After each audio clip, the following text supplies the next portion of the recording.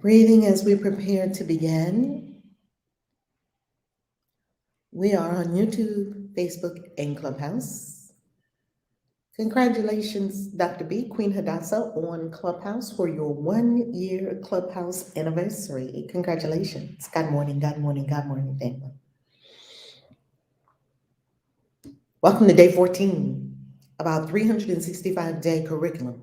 Welcome to day 14. You are loved. You are appreciated. You are cared for by the universe. There's nothing to worry about. You're perfect, you're whole, you're complete. You're source and source is you. And it is our beginning time. Deep breath.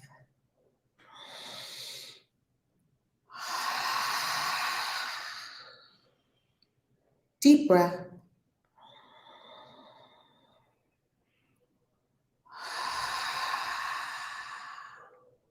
Deep breath, breathe in. Let the air hit the back of your throat. Make a slight snoring sound. Inhale through your nose, exhale through your mouth with an ah. Let's do it together. Fill up with air, fill up, fill up. And release with an ah.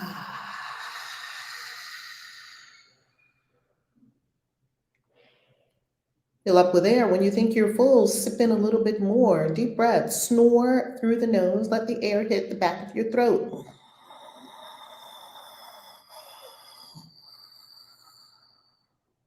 Fill up, fill up, fill up. Release with an ah.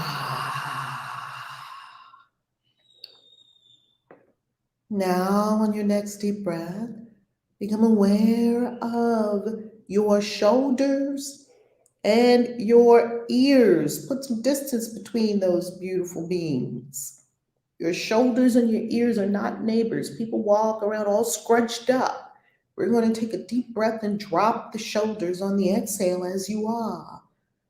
Snoring sound in, let the air hit the back of your throat.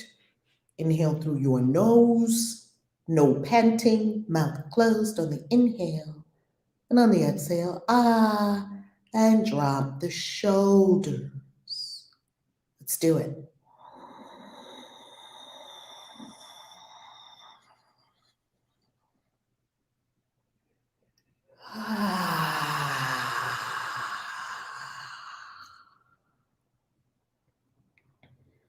If your shoulders were tensed up or hunched up, you might feel a little stretch in the neck and shoulders. How lovely.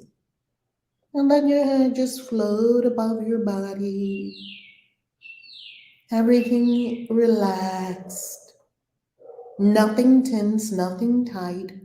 Relax. Your head free floating above your body. And as you breathe deeply in your own cadence at your own pace, allow your interior to be clear. Clear the mind. Clear the body. Relax.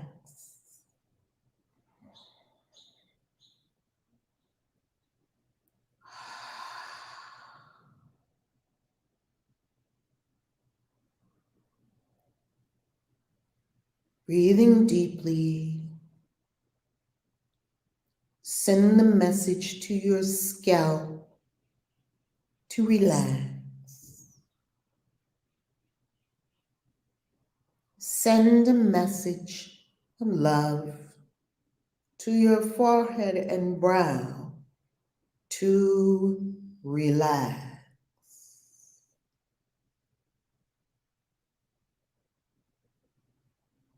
Send a message to your cheeks and jaws to relax. No tense jaws. Relax.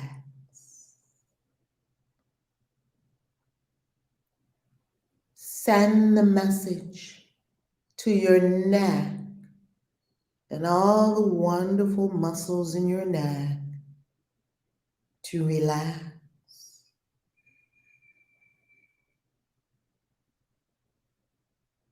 Send a message to your shoulders to relax, to fall down to their normal height and to stay there. Send the message to your arms to relax.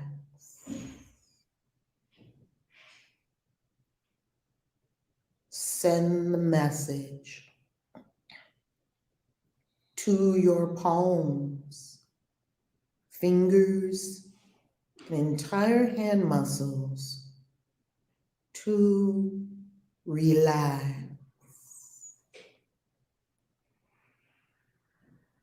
Send the message to your chest to relax.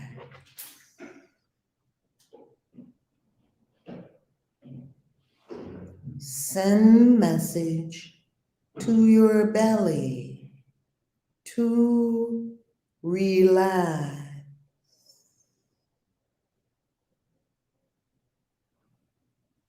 Send the message to your hips to relax.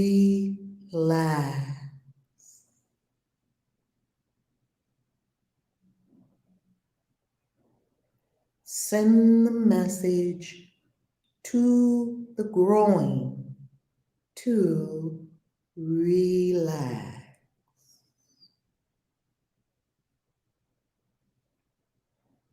Send the message to the thighs to relax.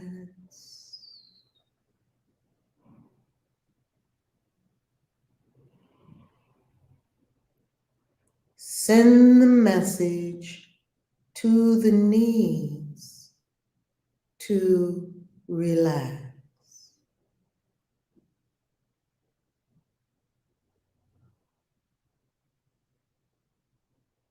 Send the message to the shins to relax. Send the message to the ankles to relax.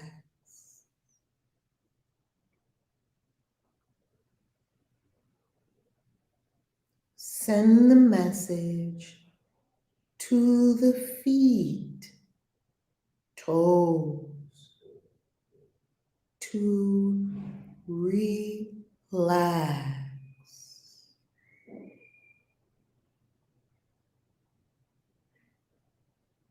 Now scan your body and breathe into any pockets of stagnant air. Breathe. Stagnant energy, stuckness, tightness, pain, discomfort. Breathe into these spaces. Move the energy. Move the energy. Something's just stuck there in energy. Move it. With your mind, your intention, and your breath.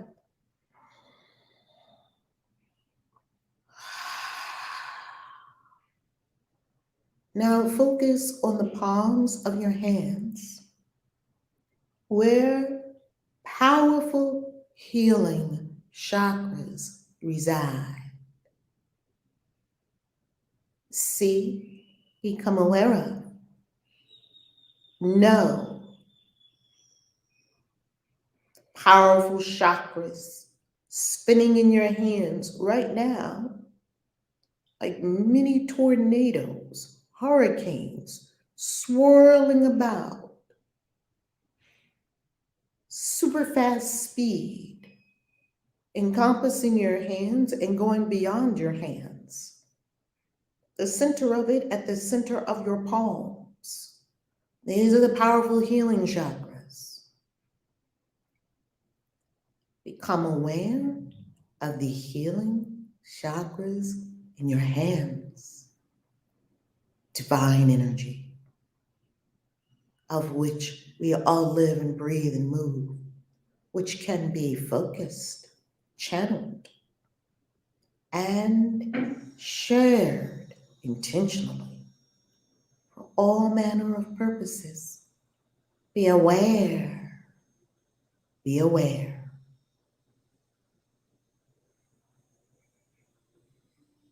I'll take these chakras in your hands and put them on any spot in the body you desire to heal, to make feel better, to restore to the divine blueprint.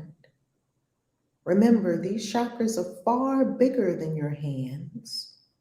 They don't originate in your hands. We are in them and we are of them. We did not cause them. It is energy that was already here, has been here forever, will be. Now put your hands on any part of the body that requires correction.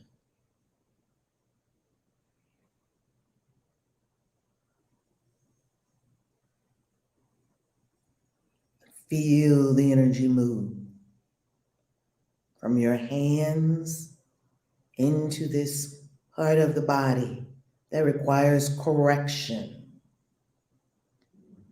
This healing power is yours. It always has been. It is a correcting power. It is an energy of love. It carries the code and the information of the divine blueprint, putting everything back to its zero state as it was when it was created. Perfect. Feel the intensity of these chakras in your palms. This is divine energy concentrated. Feel it move through that part of your body. See it envelop that part of your body. See it penetrate the skin, all 7 layers or more of your skin, the epidermis, the dermis, getting all the way down there into the layers of the skin, penetrating, infusing the skin. See it penetrate the muscles. See this divine love energy penetrate the bones and the bone marrow. See this divine love energy in your palms swirl around in that part of the body, swirling around, swirling around, swirling around, swirling around, swirling, swirling, swirling. See, feel, know, experience this divine energy pulsating from your hands, pulsing, pulsing, pulsing, swirling, swirling, swirling, faster, faster, faster. Correcting this part of your body, bringing this part of your body to remembrance, making holy again this part of your body, reminding this part of the body of its divine inherent perfection and holiness. It's a reminder, a gentle reminder to your body, you are perfect, you are whole, you are invulnerable, created thus by Source. Let this energy penetrate, let it swirl around, let it infuse, let it soak in. See the part of your body that is currently being infused with divine love energy. See it suck it in. See it receive it. On one side you are giving, on the other side you are receiving. Giving and receiving in one circular motion. Give from your palms. Receive into the body temple. A deep receptivity. Receive it. Receive it. This is yang and yin, masculine and feminine. Masculine or the yang energy giving, the yin energy receiving. You are your own doctor. We're simply reminding ourselves of the truth Breathe as you correct what has forgotten its source in the body temple based on errors in the mind.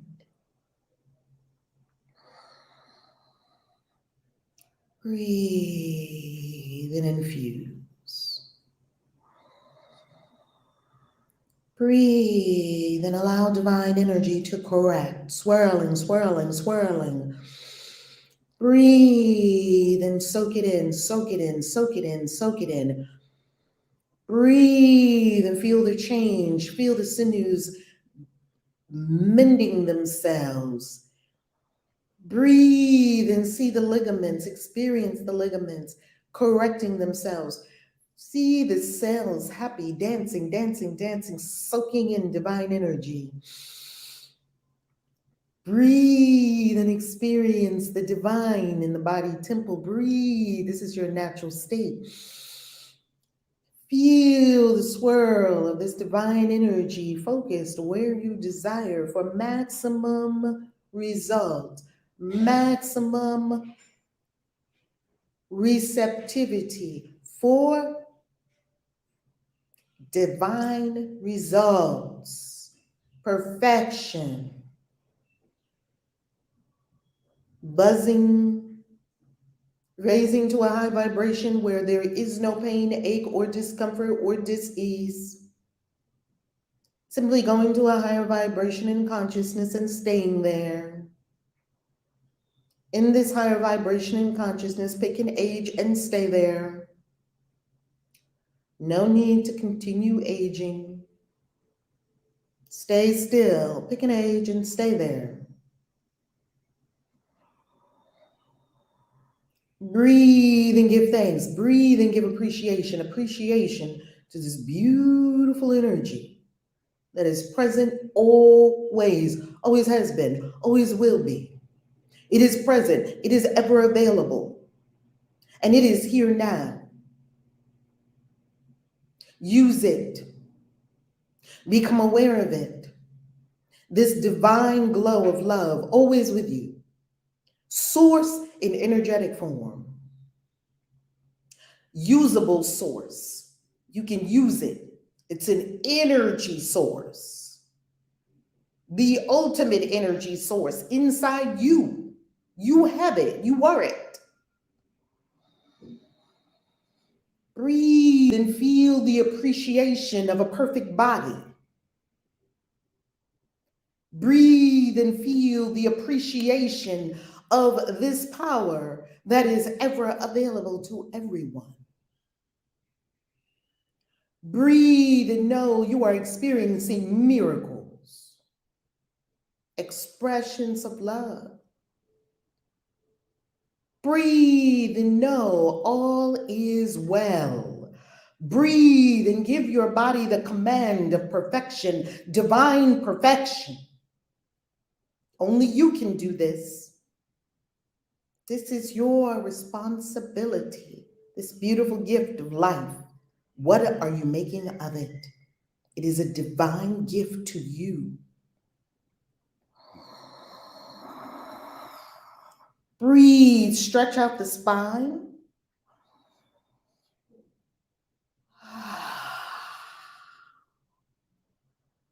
Now draw your hands up before your face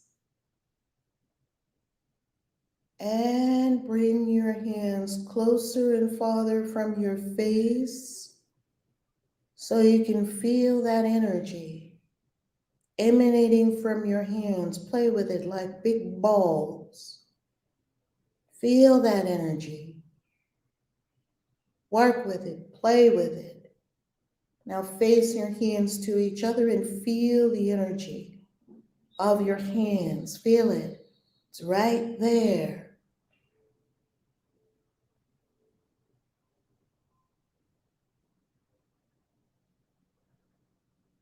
Now raise your hands, palms up to heaven, high above your head, and feel that your hands are conduits for heaven.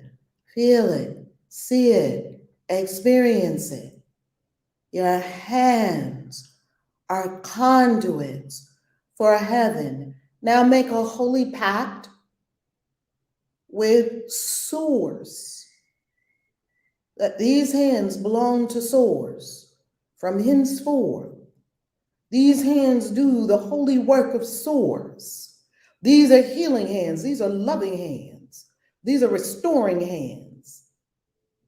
These are free hands. These are helping hands. These are serving hands. These hands belong to the universe. They don't belong to me. Your hands don't belong to you. Give them to the universe of life and simply say 2 words: use me. Use me. Use me. Complete and total surrender to the universe, not to a person, to the whole universe, expressing as persons. This is a sacred pact with the universe, meaning a sacred pact with yourself, capital S self. You are the universe, and the universe is you. No separation. Now, with hands fully activated, aligned, and we know how to use them, and they have been given over to the holy purposes of this universe to restore, to correct, to uplift, to hug, to heal, to support, to help, to serve. We now bring our hands together in prayer position above the heart, right in front of the heart. A mudra means placement of the hands. A mudra is placement of the hands. And cross your thumbs and your thumbs to your chest. And now feeling these 2 hands coming together as one, not 2, ending duality, teaching your being experientially. You are one, one with the cosmos, one with all, one with the tree, one with the mountain, one with the rose petal, one with the lizard, one with the ant, one with the eagle, one with the seagull, one with a blade of grass, one with a grain of sand, one with the ocean wave, one with the cloud above our heads, one with the whale, one with the lotus, one with the pine needle, one with the pine cone, one with the baby, one with the dog, one with the cat, one with Venus, one with the moon, one with all. And breathe.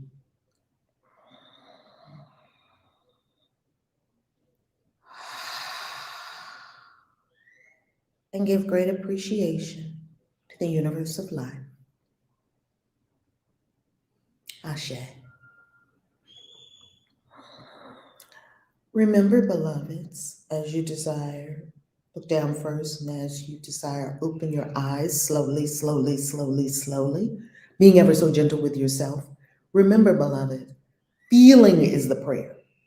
Tell yourself, feeling is the prayer. Feeling is the prayer. The universe is not so much listening to all the words you keep saying. The universe is reading your energy. And now we are going to share the screen.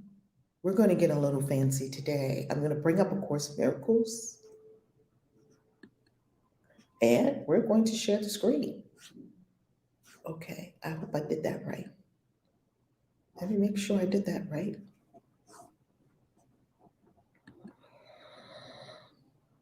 Okay, family. Hopefully I did not lose. Hold on.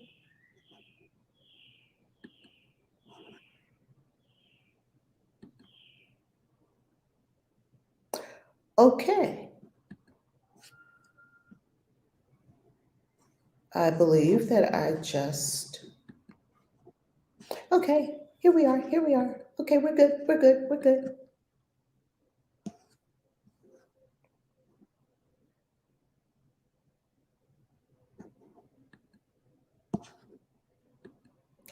Okay, I am going to not attempt to share my screen. I'm going to read it from another device.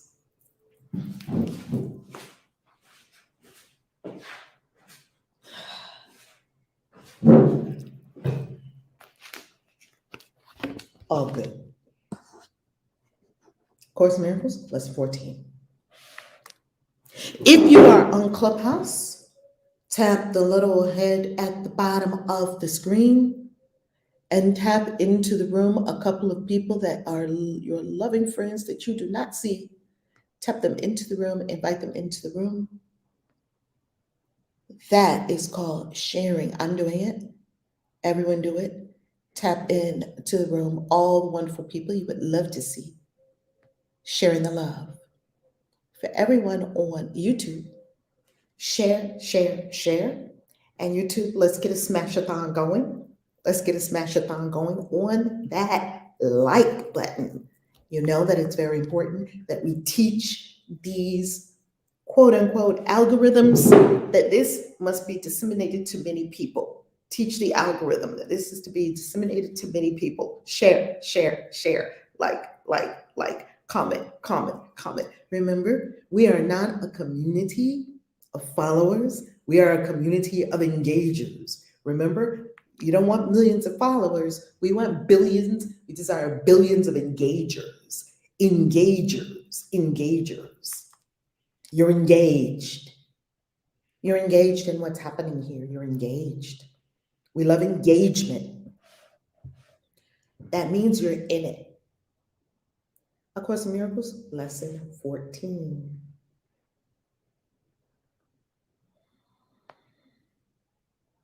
You can follow along at acim.org or you can get the book. Lesson 14, God did not create a meaningless world. God, she didn't do that. She did not create a meaningless world. The idea for today is, of course, the reason why a meaningless world is impossible.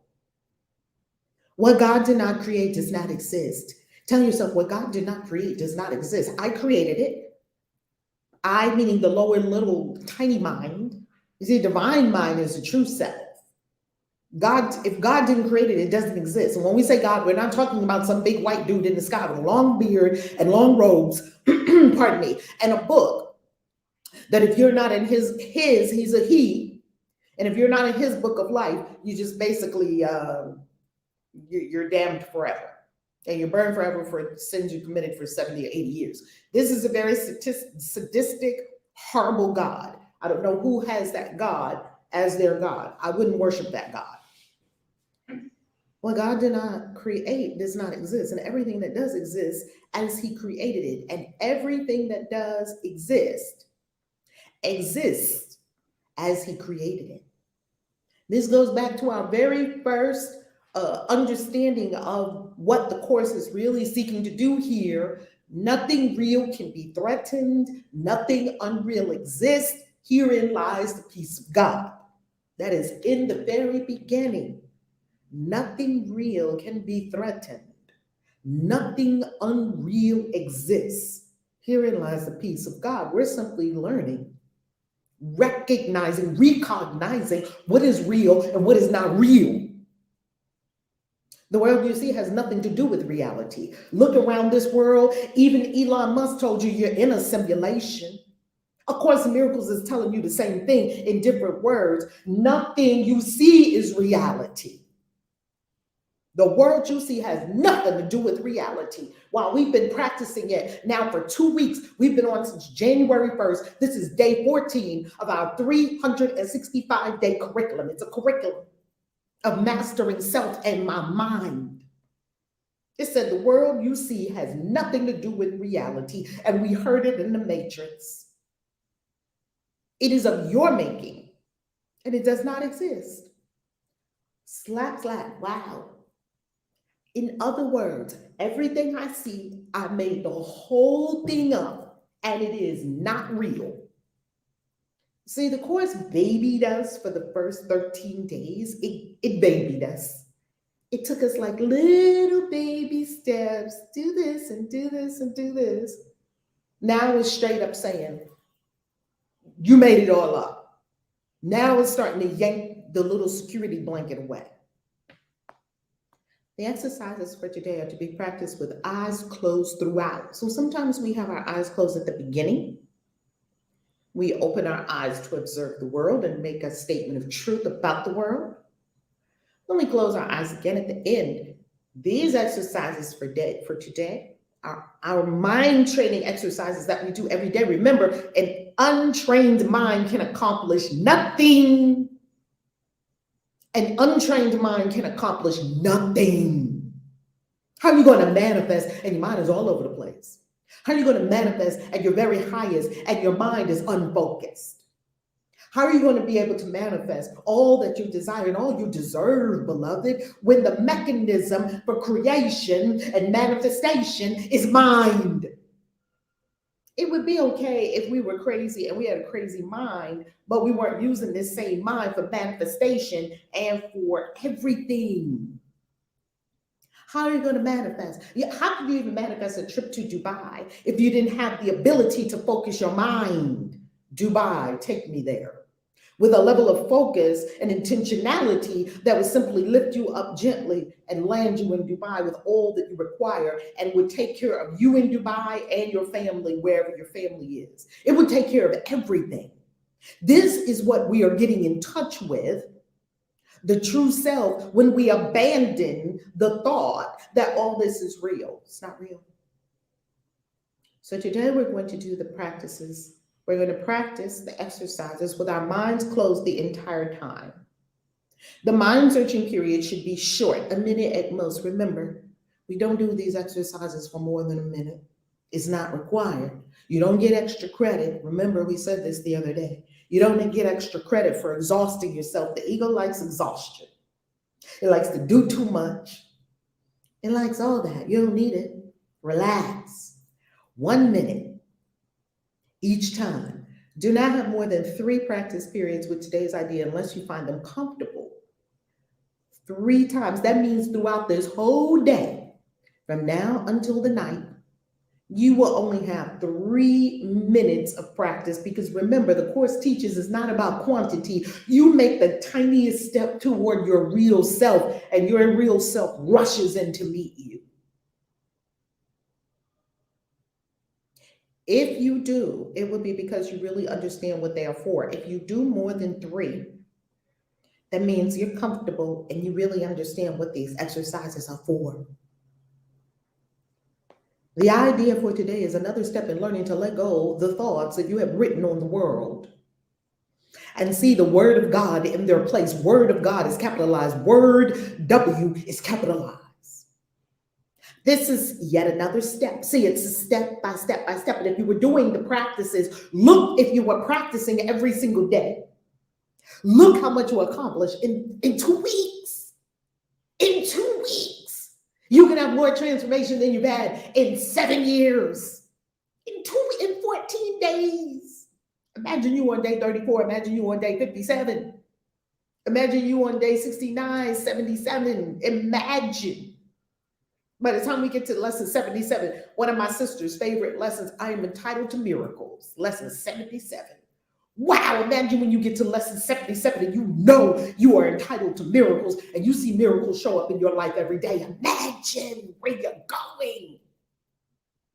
Do the exercises every day. 1 idea a day, 3 times today, 1 minute each. Okay?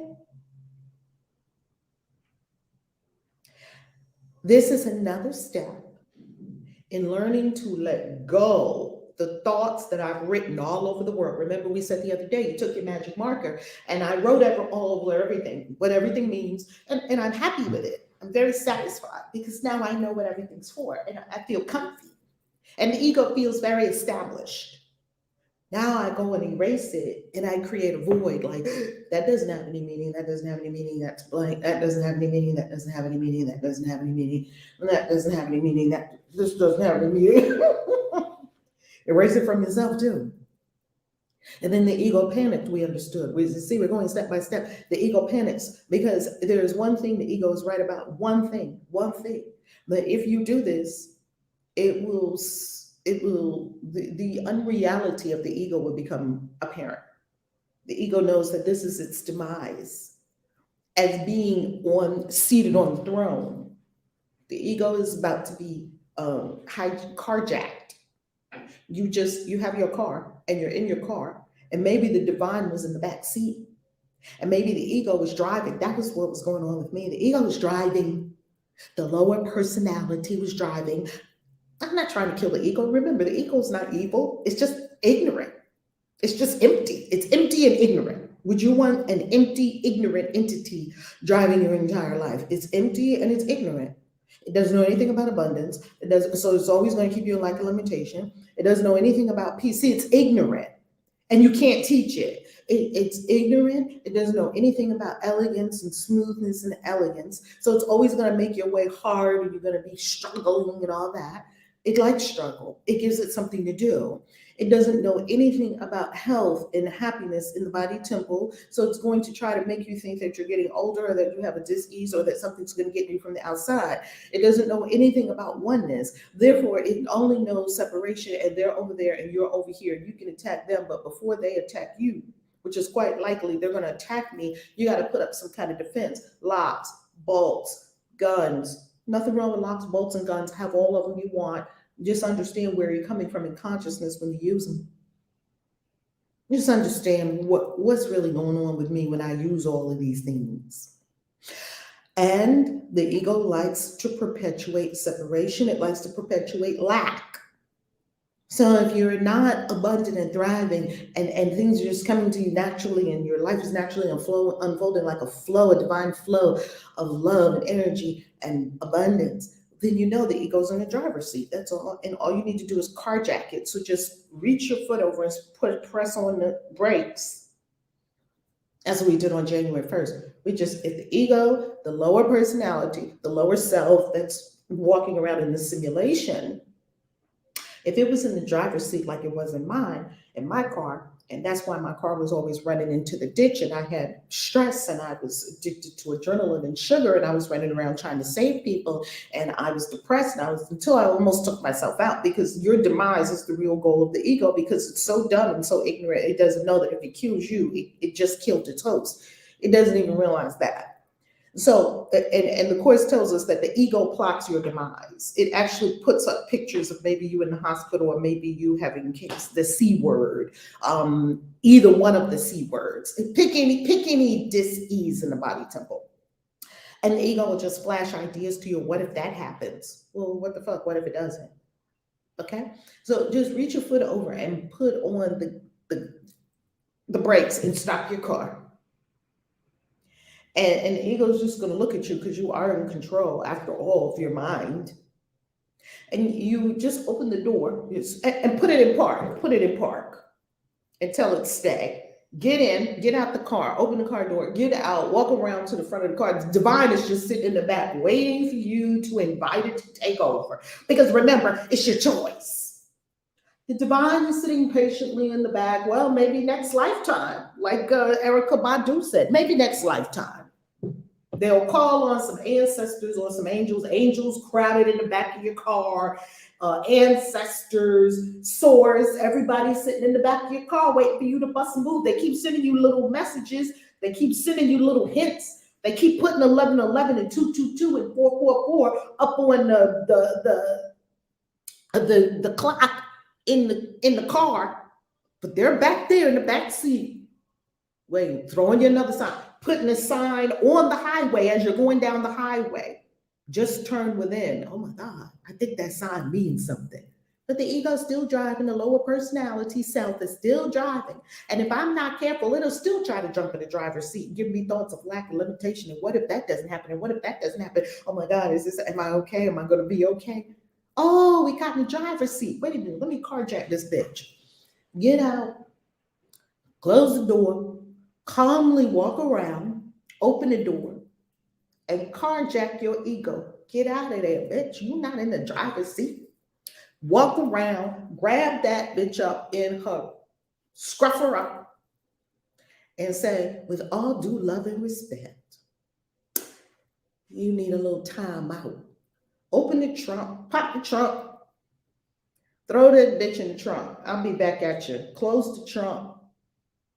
Don't you get in the driver's seat. Go to the back seat and say, Source, I'm ready for you to drive. No problem. Here comes Source, and Source never even judges you for not having driven all that time, not inviting Source to drive all that time. The ancestors come, everybody's happy, the angels are happy. Source is driving your car. You get back in the passenger seat and see now where your car is going. You won't have to reach over and put on the gas or the brakes. You just sit back. Oh, look at this beautiful place. Because Source is driving. And people are going to say, well, how are you going to let Source drive your life? Don't you need a plan? Don't you need to put it on a spreadsheet? Don't you need a 5-year and a 10-year and a 20-year plan? No, you don't. How are you going to have a 10-year plan when you don't even know what's going to happen today, but you're going to make a 10-year plan? You don't know what's going to happen today. This is madness. You will know what to do because Source is going to show you what to do. We have things that we know to do. We know in February we're going to be in Miami. We know in April we're going to be in Dubai. We know what we're going to do. We know May we're going to be in New Orleans with the Christian Witches Convention. We know what we're going to do. We receive the impress. We receive the download. We receive the inspiration from Source. We know we're writing books. We know we're creating. We're talking about the little lower egoic plan that wants to do this and do that and do that and do that, and it doesn't know jack. Why did I keep letting that one make up the plan when I keep seeing I'm running into a ditch and it doesn't know jack? So the idea for today is another step in learning to let go of the ideas that you have written on the world and see the word of God in their place. The early steps in this exchange, which can truly be called salvation, can be quite difficult and quite painful.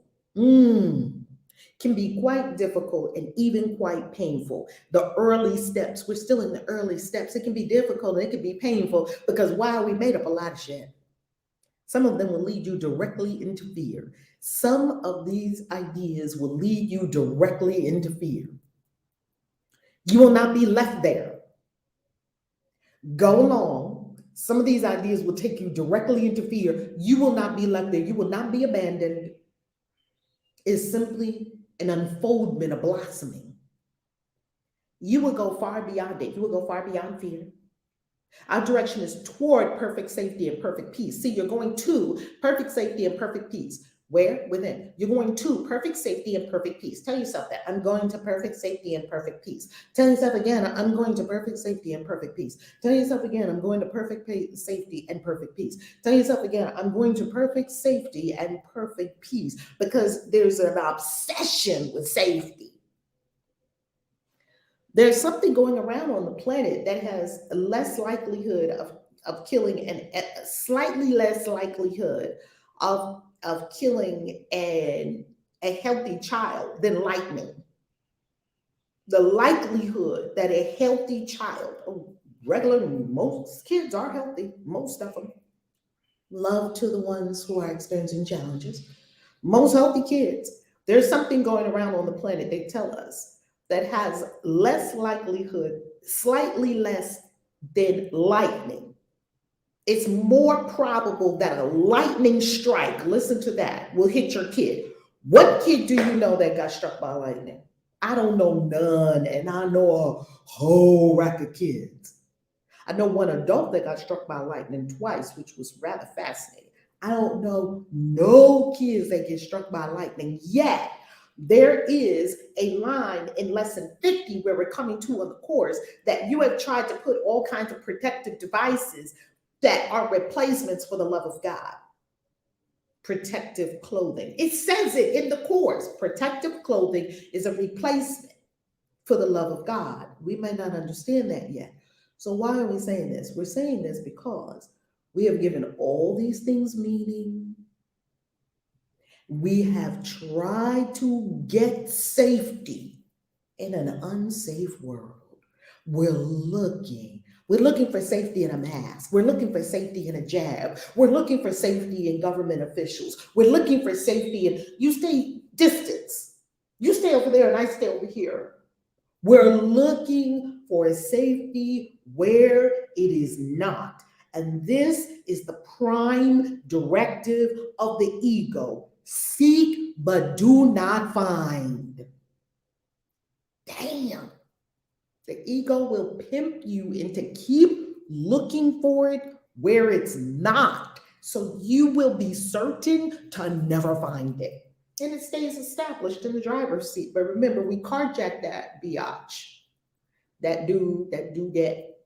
We carjacked it. We dethroned it. It's no longer established in our consciousness. Tell yourself, I'm going to perfect safety and perfect peace, and I can't get perfect safety from a lock on my door.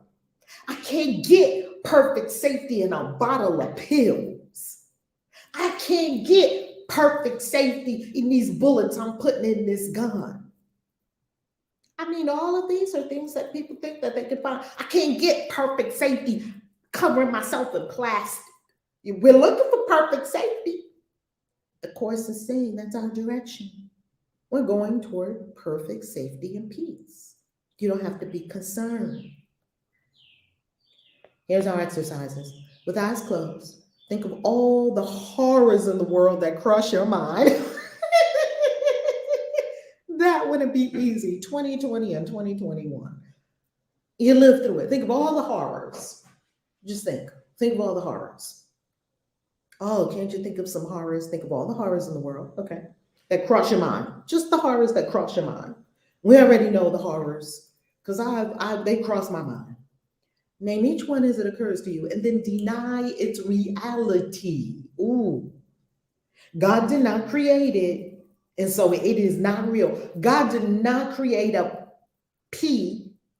I'm not even saying the words because the algorithm is looking for people that they can do whatever. I'm not even saying the words. God did not create a P, therefore it cannot be real. Tell yourself the truth. I knew that shit wasn't real from the beginning. My spirit told me. But if other people have your head, you'll believe things that are not so. I'm not denying the fact that something happened. I'm not denying that. I'm not a C denier. I'm not. I know that it's not real. We made it up. God did not create it, and so it is not real. Say, for example, we are talking from the spiritual paradigm family. You're going high. You see, you're going high above the perceived dangers of the world. These are perceptions. And you know how that you can tell that they're perceptions because it's different for every person. Every person that encounters it has a different experience. That is not truth. Truth is universal. Perception depends on each person. And it's crapshoot what's going to happen with each person because it's based on their consciousness. Here's what we're going to say. God did not create that war, and so it is not real. This whole fighting with the Taliban, God didn't create war. It's not real. We made it up. We made up that there's a problem over there, and now we're going to fight. Is that true? Is there a problem over there? God did not create that airplane crash, and so it is not real. Now we're going to the big horrors of the world.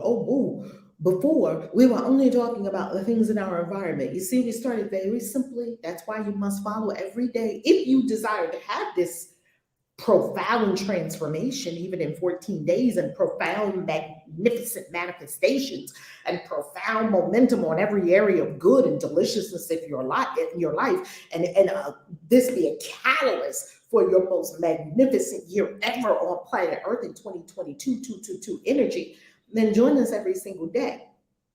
And you will notice that in the first few days, it just had to start with your life. Just look around. Now we've graduated, day 14. We are going to the big stuff, quote unquote, the horrors of the world as you perceive them. God did not create that disaster. Specify, and so it is not real. God did not create that P, and so it is not real. God did not create that, and so it is not real. Put it in specific terms. Remember that specificity is a key, because if you can do it with one thing, you can do it with everything. Don't try to do it with everything. Do it with one thing, and then it will apply to everything. Suitable subjects for the application of today's idea also include anything you are afraid might happen to you. Oh my God, what if I get old? Oh my God, what if I get cancer? Oh my God, what if I'm in the bed and I can't be taken care of, and my kids are trying to help me? Oh my God, what if I lose my mind? Oh my God, what if all random things that the ego likes to throw off? What if this happens to you? What if you get into a car accident? Oh my God, what if the plane crashes? The ego likes to throw that up in my mind. It threw that up in my mind the other day. I was getting on a plane. How many planes have I been on? None of all of them are perfectly fine. They fly, they take off, they fly, they land. Perfectly fine. But the ego likes to throw that up there. Okay. Or to anyone whom you are concerned, about whom you are concerned. Use it with your kids. Anyone you're concerned about. Oh, I'm thinking that something might happen to my kids. Oh my goodness, I hope my kids, my goodness, I hope my kids are safe. Oh my goodness, I hope, oh, my kid is going to a bad neighborhood. I hope nothing don't happen. Oh, I hope. Do you notice how much the mind likes to imagine that something could happen that is totally not perfect safety and the peace of God? Perfect safety and perfect peace. That's where we're going. Do you notice how many thoughts are in the mind that are not perfect safety and perfect peace? In each case, name the disaster, air quotes, quite specifically. Name the disaster that you're afraid of. Name it. Don't be afraid. Name it. Okay, I'm afraid cancer might get me. Oh my God. I'm afraid I'm gonna get old and I won't know what to do with myself. And my kids will have to be taking care of me and wiping my butt. I won't be able to go to the bathroom. Oh Lord Jesus, I can't do that. Oh my God, I'm gonna die old and alone and by myself. Nobody's gonna love me. I'm unlovable. Oh my God, everybody's gonna abandon me. When you name it, you see how utterly ludicrous it is. And do not use general terms. See, that's why you have to be specific with yourself and name out, call them out.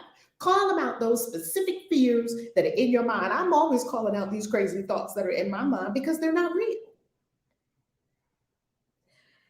In each, do not use general terms. For example, do not say God did not create illness. Don't say that. But God did not create cancer. Get in there with your consciousness, because your consciousness is using the words. So you meet it where it is.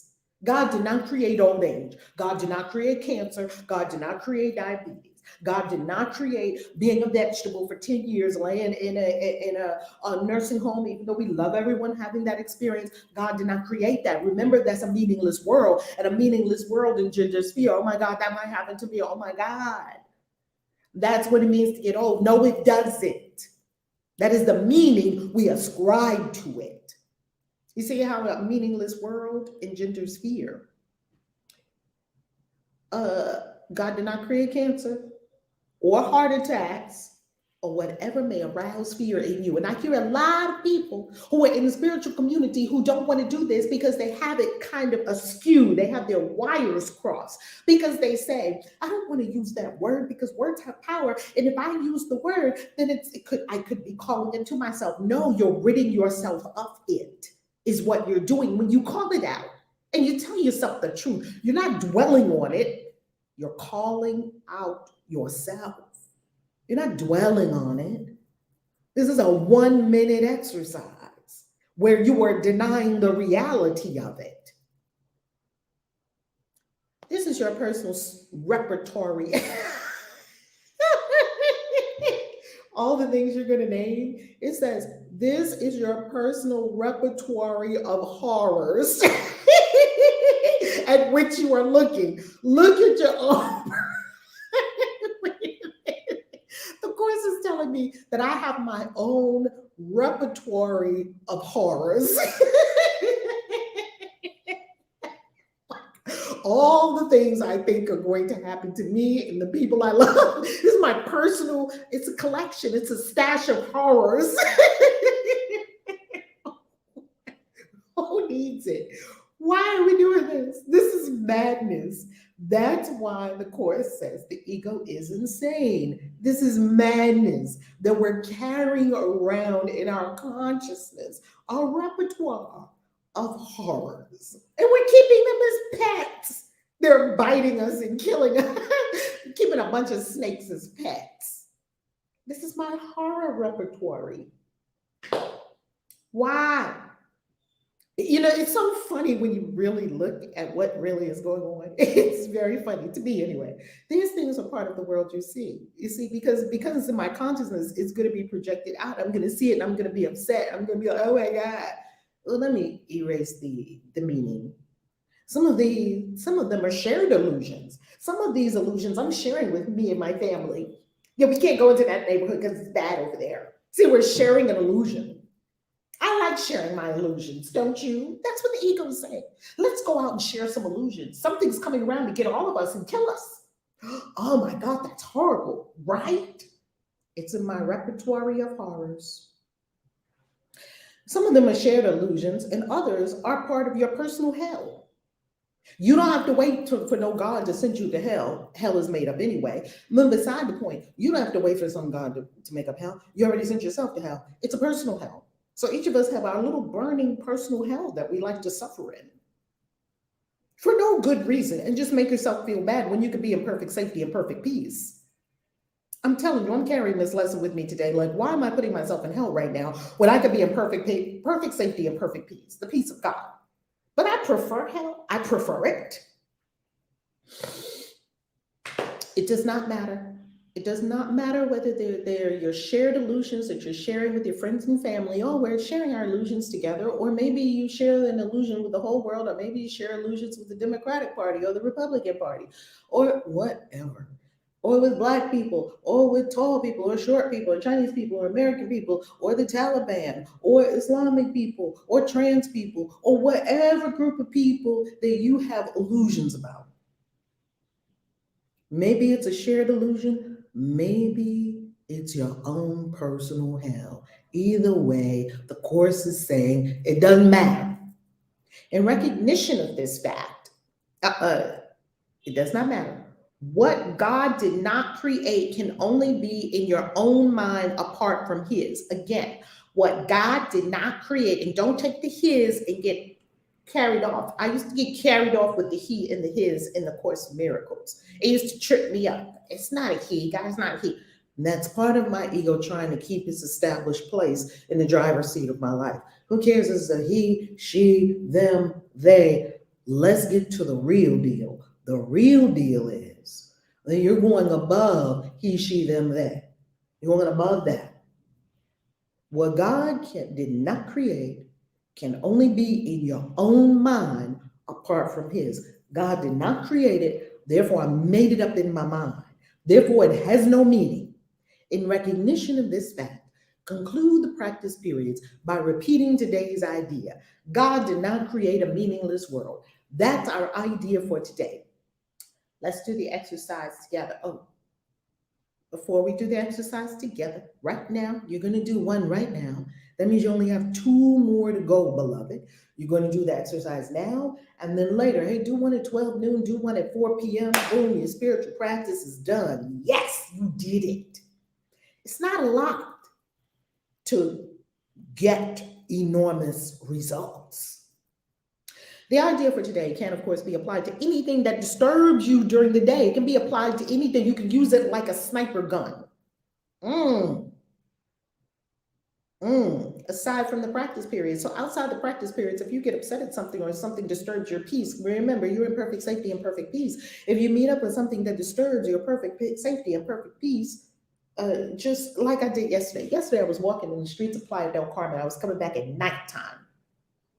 And I was walking, I was carrying my bag, and it was dark, and it was a dark street, and I'm super safe everywhere I go. So I don't concern myself with that. Now, I don't intentionally put myself in some dangerous situation. I just have a sense of safety.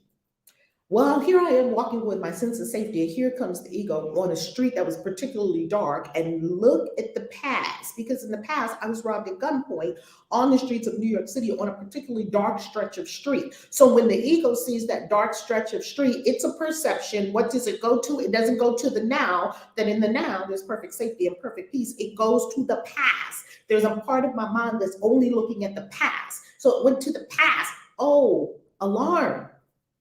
And I was like, I scanned myself, checking intuition. Is there anything to be alarmed, concerned about? Nothing. There was nothing in my spirit self. Because your spirit self will tell you, move left, unsavory character. It's just an early warning system, and it doesn't alarm. It doesn't alarm. It just says right, or it just says move, or it just says no. And then you just know and you move. It's not an alarming system. Alarm is fear, and the true intuitive voice is love. It's simply telling you in advance what to do and what not to do. It'll probably not even take you down that street. Well, here came the voice, a head voice, a voice that's not even mine. I could feel, and it didn't even say anything. It was just a sense of not safe. That can't be real because God did not create it. So use that. If there is something that comes up in your world that disturbs you outside of the 2 more practice periods that you're going to do today, after the practice period we're going to do right now, just say to yourself, God didn't create that. I'm always safe. I'm perfectly safe. And this is not just an affirmation, silly little affirmations that we say to ourselves and try to make us pacify ourselves. You're telling yourself the truth. Yet you can't just say it to yourself. You must walk it out and have it in your beingness. The idea for today can, of course, be applied to anything that disturbs you during the day, aside from the practice periods. Be very specific in applying it. Say, God did not create a meaningless world. He did not create me getting hit over the head on a street in Mexico because it's dark and somebody stealing all my shit, and so it is not real. Be specific. Specify the situation which is disturbing you. Something disturbed my peace. And it was a simple thought, and you look around and it's not real. It's not happening, beloved. I'm making it up in my head. It's like this magician who wrote a book. He said, it's all in your head. You just have no idea how big your head is. Let's do the exercise together now. We're going to do it eyes closed completely throughout 1 minute. Begin with the idea for today. Close eyes. Idea for the day. God did not create a meaningless world. Next, God did not create that P. Therefore, it is not real. You're saying to yourself the horrors of the world. God did not create that murder. Therefore, it is not real. God did not create human trafficking. Therefore, it is not real. God did not create something going around, grabbing everyone and killing everyone. Therefore, it is not real.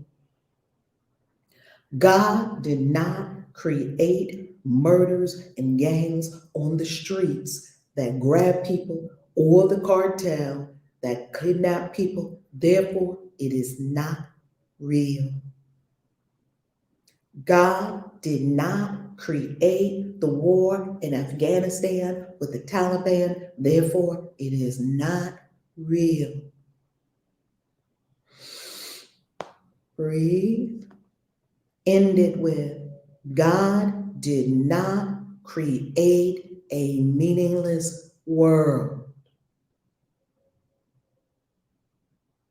Pause and breathe. You're reminding yourself of the truth. And when you say it's not real, it doesn't mean that it doesn't exist on the 3rd dimension. That's not what we're talking about. Don't get caught in that. We're denying its spiritual reality. So it's a shared illusion we made up on the third dimension war. They have a problem with us. We have a problem with them. Let's go kill them. They have more stuff than we do. Let's kill them and take their gold or their oil. We made all that up. Acknowledging that it's a shared illusion. Breathe. The floor is open. Clubhouse, comment in the chat here on YouTube and Facebook. That is A Course in Miracles, Lesson 14. God did not, the idea for today, God did not create a meaningless world. God did not create a meaningless world. Floor is open. Good morning. Can you all hear me? Perfectly. Oh, great. Yes.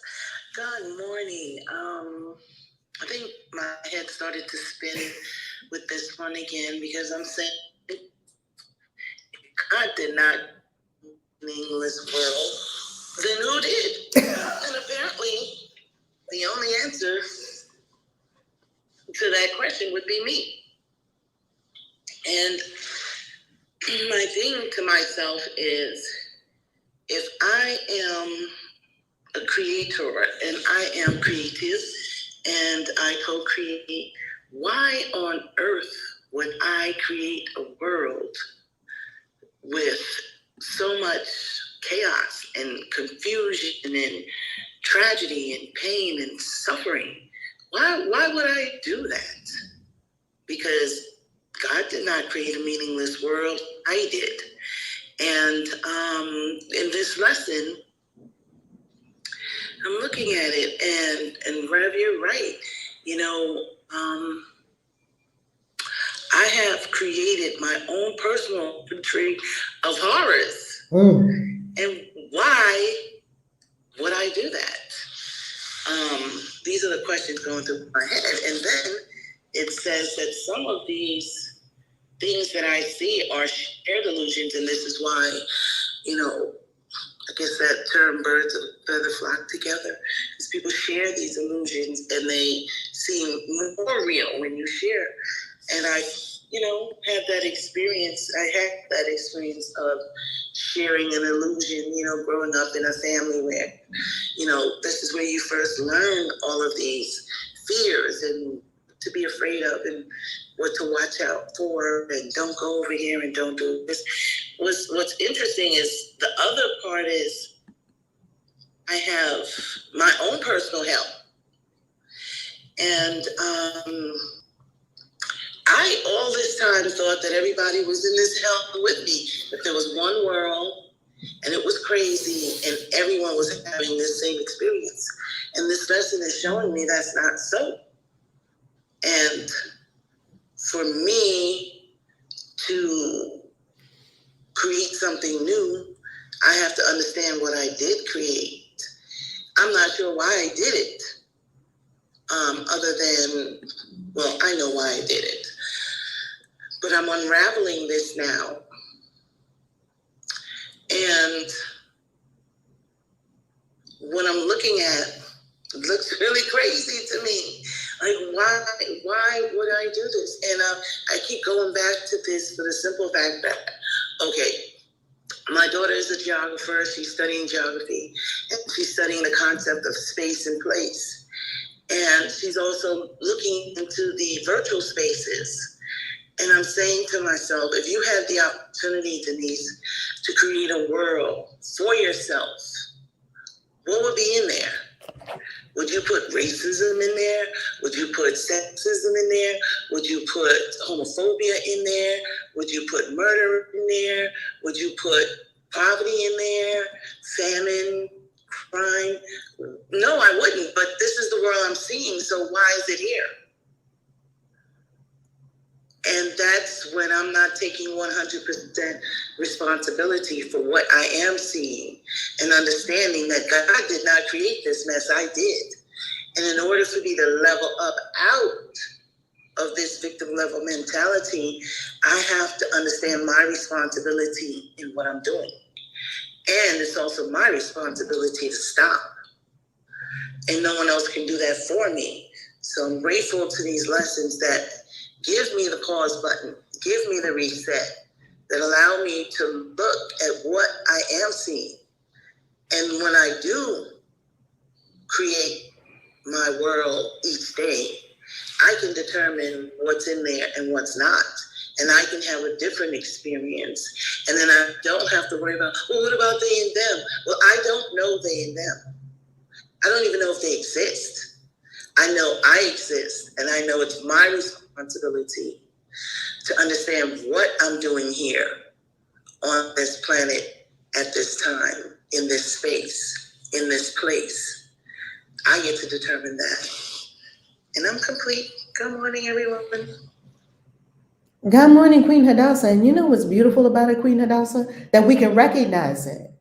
Before, I was carrying around a personal repertory of hell and didn't know it. I thought that's how the world was. That's how it is. The world is bad. It sucks and then you die. Wow. The world sucks and then you die.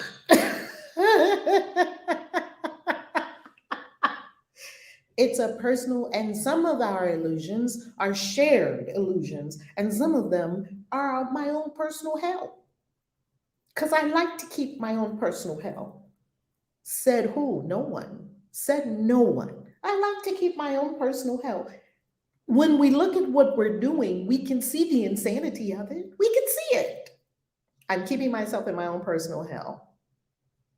Okay. And all I have to do is change my mind. Yes?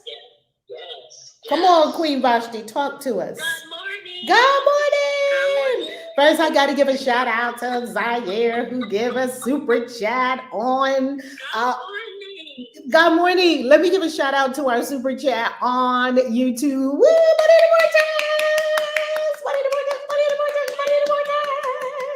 money in the vortex for everybody, All right, Queen Vashti, it's on you. What you gonna do? Everyone. This one is kind of scary because it makes you wonder why. You got me laughing over here. About the human psyche that wants to suffer. What is this about? Because we're creating this world of suffering. And, we don't have to have this experience. We can choose love. We can choose happiness and joy. And it would be wonderful. Why am I choosing this? And it's refreshing to know that I can change my mind and I can choose something different. I don't have to have experiences of illness and you hit it dead on the head with me too. Like I'm gonna be some old lady by myself forever. I wouldn't even have put that in the equation. But why are you creating a world where you're gonna be alone? Don't do that. You can change your mind. You're lovable. Yeah, let's do it. So I enjoyed this one today. And I'm definitely gonna apply it. And I like what Queen Hadassah Dr. B also stated as far as what would you put in the world that you're creating? And I'm going to actually do an exercise and I'm going to write down some things that I want to see in my world. So I'm really thankful this morning for this lesson on this beautiful Friday. I'm complete. It's so beautiful, Lady, Divine Lady Nitter, Queen Vashti, initiating high priest in the Christian Witches Mystery School, also known as CCW. If you're not in the initiation program, hop in. The initiation program will close. The doors close for another year in January. So all the beautiful initiates that are in, oh my God, we just started. It's January. The doors close for another year for initiation. Queen Vashti, it's funny. When we have a realization that we're walking around, it could be a scary realization that we're walking around with our own personal hell inside our consciousness, and we're keeping ourselves there by having these thoughts about, oh my God, I'm gonna grow old, I'm gonna die, but before I die, I'm gonna be alone, I'm gonna be suffering. The Course says, call it out. Call out exactly what you see as the disturbing thoughts in your mind and look at that shit. You'd be like, oh, that's not real. I'm healthy. I'm walking around. I'm having fun. I love life. Yeah, and it's kind of like a running joke between me and my sisters because, like, we're not married. So, we're going, and as we're getting older, we're like, I don't want to be the lady with the cat. That's our joke to each other. I don't want to be a lady with the cats. And all she has in the world is her cats. So, yeah, I'm going to definitely change that, and I'm not even saying that anymore. That's out, and I'm going to correct them when they do say it. That's a thing of the past. That's over. We're not going to be the old cat lady in the house with no one around. No one ever comes to visit you. And my mind goes to, and it's one of those hoarders houses. So I have like newspapers from 50 years ago, and it's just me and the hoarding and the cats, and it stinks to high heaven in there, and I'm unlovable. Exactly. Because I've actually met people like this. And the newspapers are piled up on the porch, and you're like, man, no one can live here. Absolutely not. And then the little old lady comes to the door, like, come on, look at my consciousness showing me myself. Like, no, we're not doing that. We're changing this. No, we're not doing that. And you know what's funny? The universe will show you little snippets of, is this what you, now, if this is where you are going, if you keep that thought, is that where you want to go? Hell no, I don't want to go there. Hell no. Right? Yes, ma'am, that's correct. Fire Fairy, you're next. How you loving, Fire Fairy? Talk to us. I am loving. I raised my hand because I have a genuine concern with my path. All right, so I have been struggling since the beginning of since I've, decided this path of healing and wholeness and completion. I'm struggling with my hood self and my spiritual self because I come from dodging bullets and magnetic doors and, running all the time. And spirituality is the complete opposite. It's being still, finding peace where you are, no matter what. And I was talking with a friend that I talk with a lot. We're both coaches. And she was like, I think you have agoraphobia. And I'm like, I've been honest about this for years. I do. And she was like, why? I'm like, because what reason do I have to be out there? I'm like, I can find peace wherever I am, but really, what business do I have to be out there? Me being out there is like, come on, shadow self, come out, let's play. And I'm like, I know better than to do that. And I'm like, but also, if I stay in here long enough, my shadow self is going to come knocking on my door. So there's that. But also, I really am struggling with hood and spirituality. Because I really, really want peace. But then there's so much in the world that angers me. And then also, right when I get committed, and I'm on a flow and a roll, and I'm starting to feel whole and complete, here comes the shadow self knocking on my door, my wall, cussing me out on the street, on the bus, the train, completely ruining the flow. And I'm trying not to beat myself up about it. I'm like, well, maybe I'm being spiritually delusional because the shadow self keeps on popping up. But then also, I know this too, that when that happens, I have to practice, what I'm choosing to believe. I'm creating in that moment when that happens. And it kind of scares me that, wow, the shadow self is probably always going to be there and come around. And so I probably have to love it sooner or later. But I just want to know, is there a chance where the shadow self is never going to come around? Because I don't want to go back to being hood. I just want to be spiritual. I don't want to have to beat someone's ass because they're disrespecting me. But that urge be lurking in me, and I don't like that. I love peace. And maybe I made the mistake of being around the wrong people throughout my life because I was desperate. I don't know if any of you can relate when you're on the streets, you kind of get desperate. The more company, the better, because the strength in numbers. And I've kind of reached a point in my life. It's like 7 years ago, I started cleaning out house in my life. I was like, no more ratchetness, no more hoodness, no more lying, no more stealing, no more survival mentality, because we have everything on this earth that we need. It's just our belief systems, determining otherwise. There's really no reason for us to be so hood and cruel towards one another because of false beliefs. I just don't understand that. But I share a world, with shadow aspects of myself that have gone rogue. They probably don't know, the things that we know, and we kind of have to demonstrate it while not tangoing with them. And yeah, I'm just sharing that right now. My whole thing is hood and spirituality. Because I also don't agree with rioting. I feel like rioting, is also very hoodish. And that also isn't always the answer. I'm angry at the establishment. Lots of people angry about multiple different reasons, and people out there killing each other for not a good enough reason, I feel. It should never be worth a life. There needs to be more love and kindness. I feel like this is a global issue too. Hood and spirituality. I'm open to any input.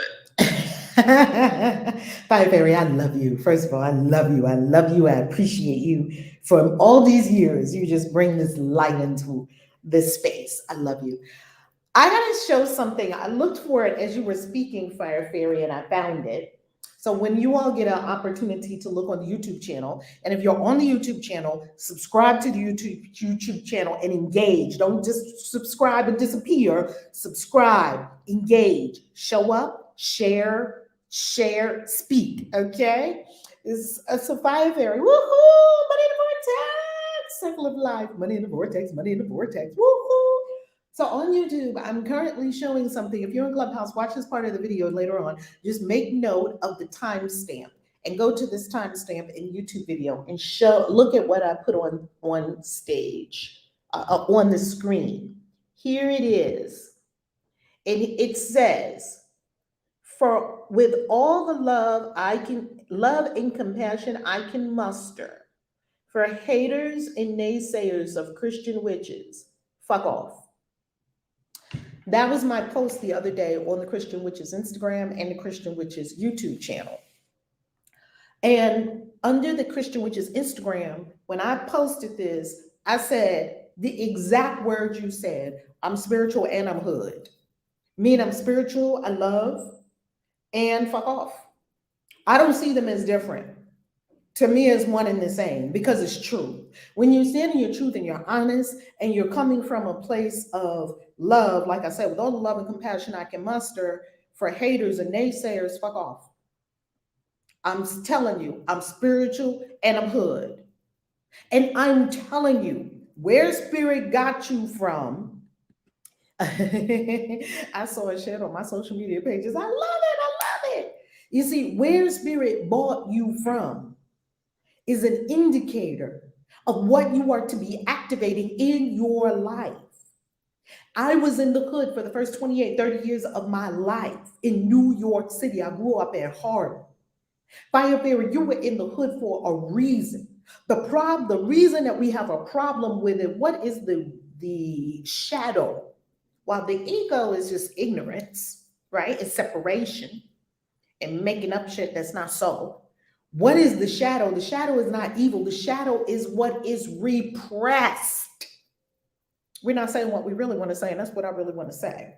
And I'm not spewing it on people. We're not spewing things on people. We're speaking what's really going on.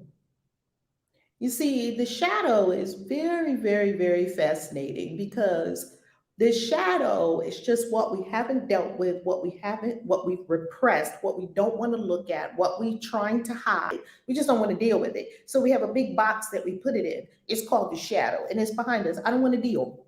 I don't want to deal. So when you come into spirituality, you're intentionally going into the shadow. And I'm telling you, before spirituality, I didn't cuss. Why did I not cuss? And they're like, you didn't cuss? Because sometimes I can cuss like a sailor, and I also know how to be extremely reverential and not say one cuss word at all. I know how to do all of it. Well, what happened when I was growing up? We weren't allowed to cuss. You would get your face slapped if you used a quote unquote dirty word. Wasn't dirty word a judgment? Yes, it was. We don't know what fuck means. Fuck could be, if fuck disturbs you, that's good. We need to keep saying it. Fuck, fuck, fuck, fuck, fuck, fuck, fuck. Because if it disturbs you, it means there's something in the shadow that you haven't looked at, you haven't addressed.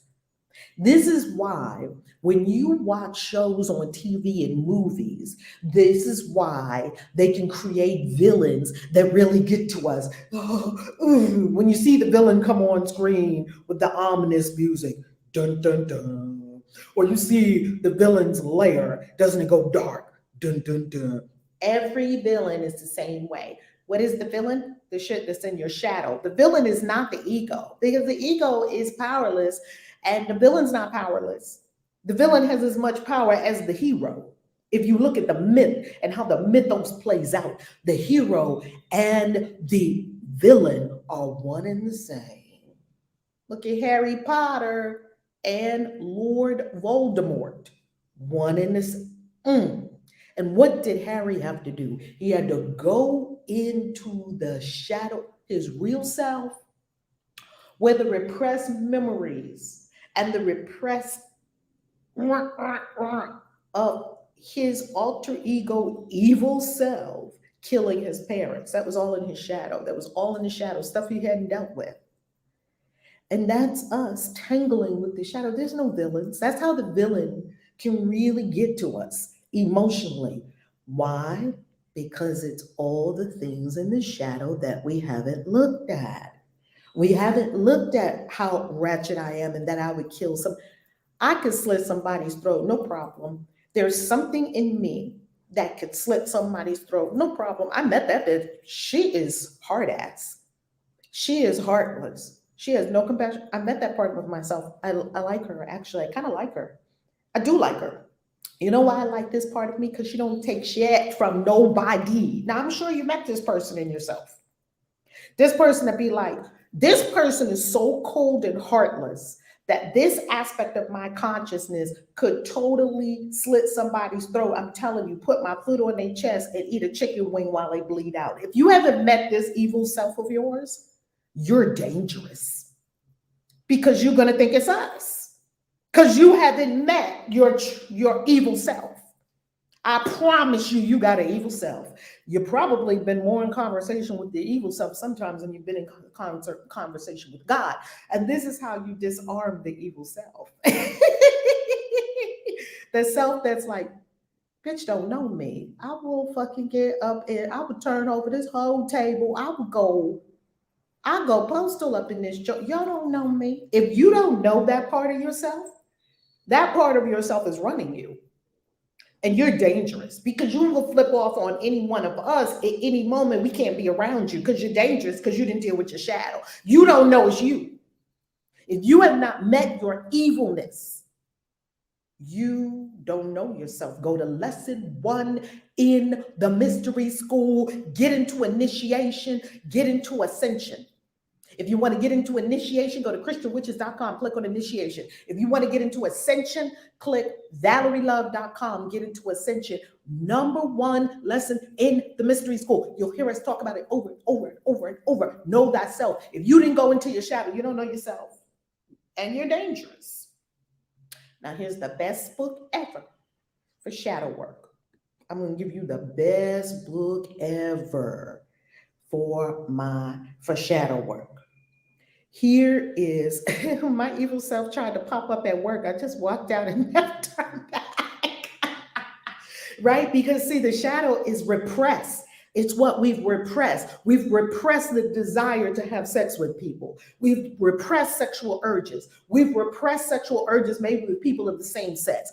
Therefore, it comes out as hate of gay people. We've repressed maybe wanting to cuss. Therefore, it comes out in judging and being arrogant and judging people that cuss. Oh, Gary Vee just cusses so much. That's not good. Because inside you, you really want to cuss someone the fuck out, but you won't let yourself. You won't let yourself. You're repressing. You're repressing. Stop it. Deal with the shadow. Go in there. A dark cave of your consciousness. I go in there. I look in every cave of my consciousness. What's in here? Oh, I'm just a demon sitting here. What kind of demon are you? I'm a demon of lack and limitation. I just keep bringing lack and limitation into your life. I'm pleased to meet you, demon of lack and limitation. Don't be scared of these things. You're the boss. Pleased to meet you. Tell me more. What have you been doing? Well, I always take your bank accounts overdrawn. I was doing all that stuff is inside of you, but you're arguing with the bank. Yeah, I like to make you feel fearful. That's what I'm feeding on. I'm feeding on the fearful energy in your consciousness because I need food. I mean, hey, I'm energetic. I'm an energetic being, so I need energy. Okay. You see, get to understand it. Don't be repulsed by it. Don't judge it. Oh my God, this article should be here. Blah, blah, blah, blah. No, none of that. Lean in. I mean, after all, this is your unconsciousness. Demon of lack and limitation. Fascinating. No, where did you come from? How did you get here? You see, you're not leaning into it just because. You're leaning into it so you can understand your own psyche and you can know what to do while this demon's here. I don't need it to leave. I don't need to evict it. I'm gaining understanding about myself. I'm in the cavern of my own consciousness, and I'll stop blaming shit on other people because I haven't dealt with my own cavern, my own deep caves where all my villains live, where all my demons are just having a party, dancing at my expense. In my relationships, I snap off on people. Why? Because I have a demon of anger. Why? Because it feels like it's in jail. It looks like a raving banshee. These creatures that we've created, creatures, quote unquote, that I do sense are having a reality to them in some dimension, like vampires and things like that. Oh, I have a vampire in my consciousness for sure. That's why I hated vampires. I will look at vampires and cringe like, you see a vampire sucking someone's neck and sucking the lifeblood out of them. You'd be like, I promise you, when you go in your consciousness, whatever you're cringing at, that's you. It's in your consciousness. It's in the shadow. You haven't dealt with it. If you find that there's a villain, that really makes you I look at villains and sometimes I actually laugh because I already met that dude. He's right here. And when you become, what did Rihanna say in the song? Made peace with the demons inside my head, or whatever she called it. She said she made peace with the monster that's under her bed. Made friends with the monsters in her head. But you think I'm crazy? I don't care. She said it in the song. Make peace with them. The peace, you're not fighting with yourself anymore. I have a demon of lack and limitation. And guess what I did? And if they believe or they don't, I don't care because I'm the divine being. I'm going to do what I'm going to do regardless. People get very disturbed by the presence of something. If you're disturbed by the presence of something, you're not a master. Plain and simple. Just tell myself, if I'm disturbed at something's presence, if something just being present can disturb my peace, that's on me. So this demon of lack and limitation is here. I don't need him to leave. That's acceptance. They can do whatever the fuck he wants. I know what I'm going to do. I'm going to root into abundance. See, I'm not trying to fight him. No, go. I don't want you here. No, this is bad. Oh my God, I got a demon of lack and limitation. Stop it. I know what I shall do. I shall buy the book 40 Money Mantras by Reverend Valerie Love. Shameless plug, yes. Actually, it's not even, it is a shameless plug. I shall go into the book, The Abundance Book with John Randolph Price. The demon can stay right here. He can watch me do it. I shall up-level my mind. I shall create, watch you, demon of lack and limitation. I might not like you. I made friends with you. And then if it doesn't go and it's still hanging around, say, listen, can you help me out? Yes. Can you apply your lack of limitation powers to the lies in my consciousness? Make the lies in my consciousness less and less. You've been using your powers on the money. I have a new job for you. Okay. Go find all the lies in my consciousness and put them all in lack and limitation. Okay, demon, I like you. Come on, we can do this together. We can be together. I mean, I'll be your host, no problem. I kind of like demons. And the demon's like, yeah, well, it's got a lot of power. It's been using it on you. You see, now get it on side and let it run off on some errand. And now it has a job, and you're still transmuting energy, going higher, on Course in Miracles, doing your exercises every day, being in a high vibration. One day you're going to look up and be like, what happened to that demon of lack of limitation? I kind of like that guy. Where is he? Because you know he has no power. You're giving these things too much power. Here's the best book ever for getting into the shadow. Get in there. I like the demons. Demons they're okay. I kind of like demons. I really do. I don't have any problem with them.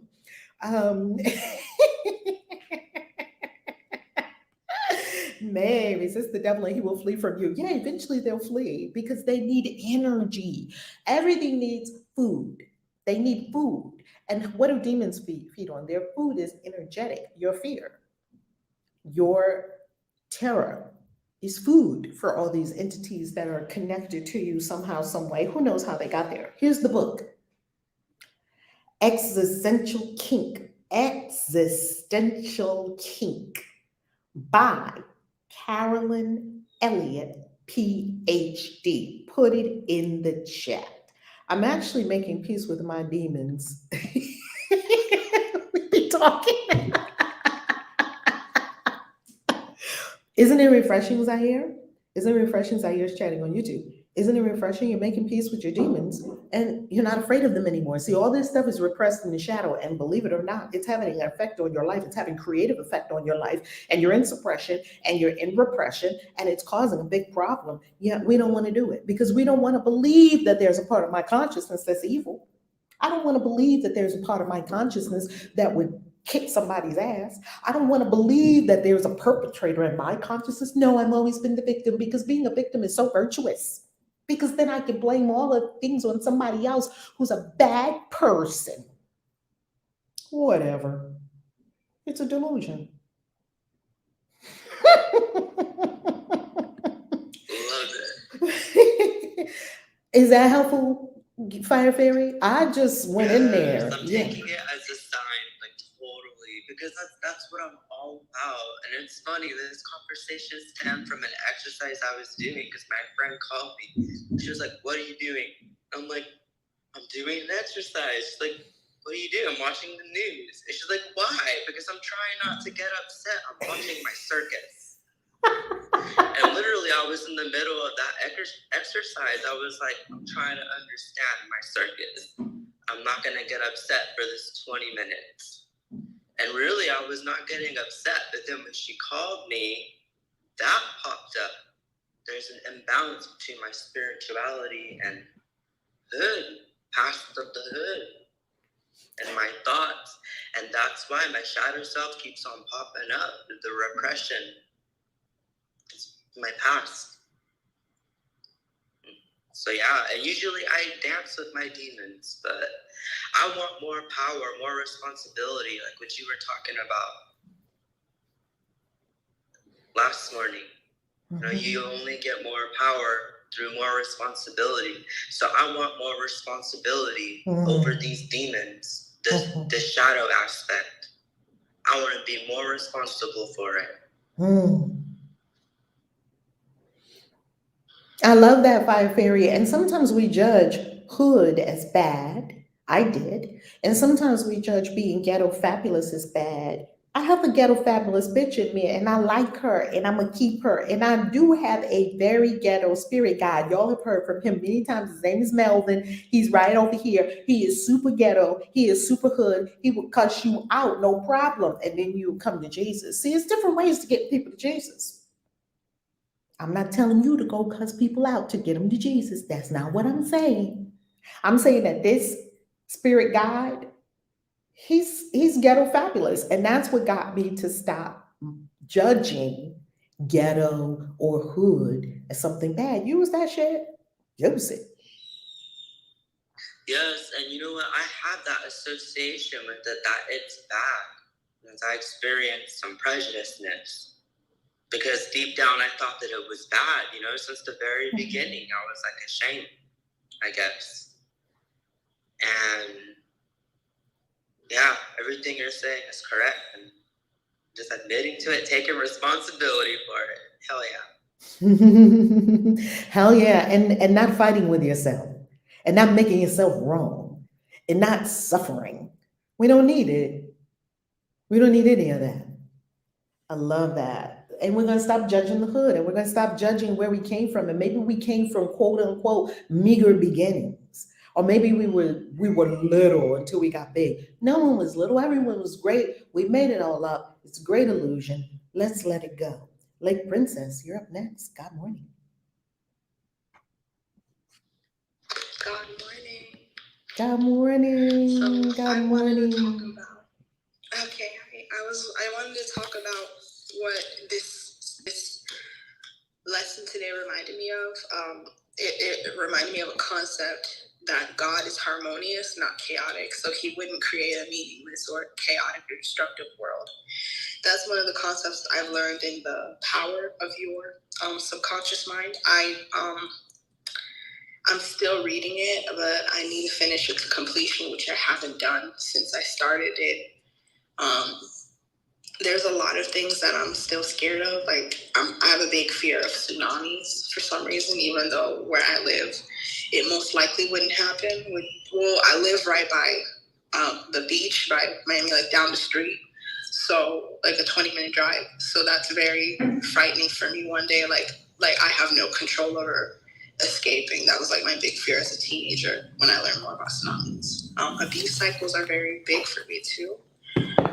But to get to the point of what I do want to get into is like, I'm trying to unlearn a lot of things because I realized that not everybody is in hell right now.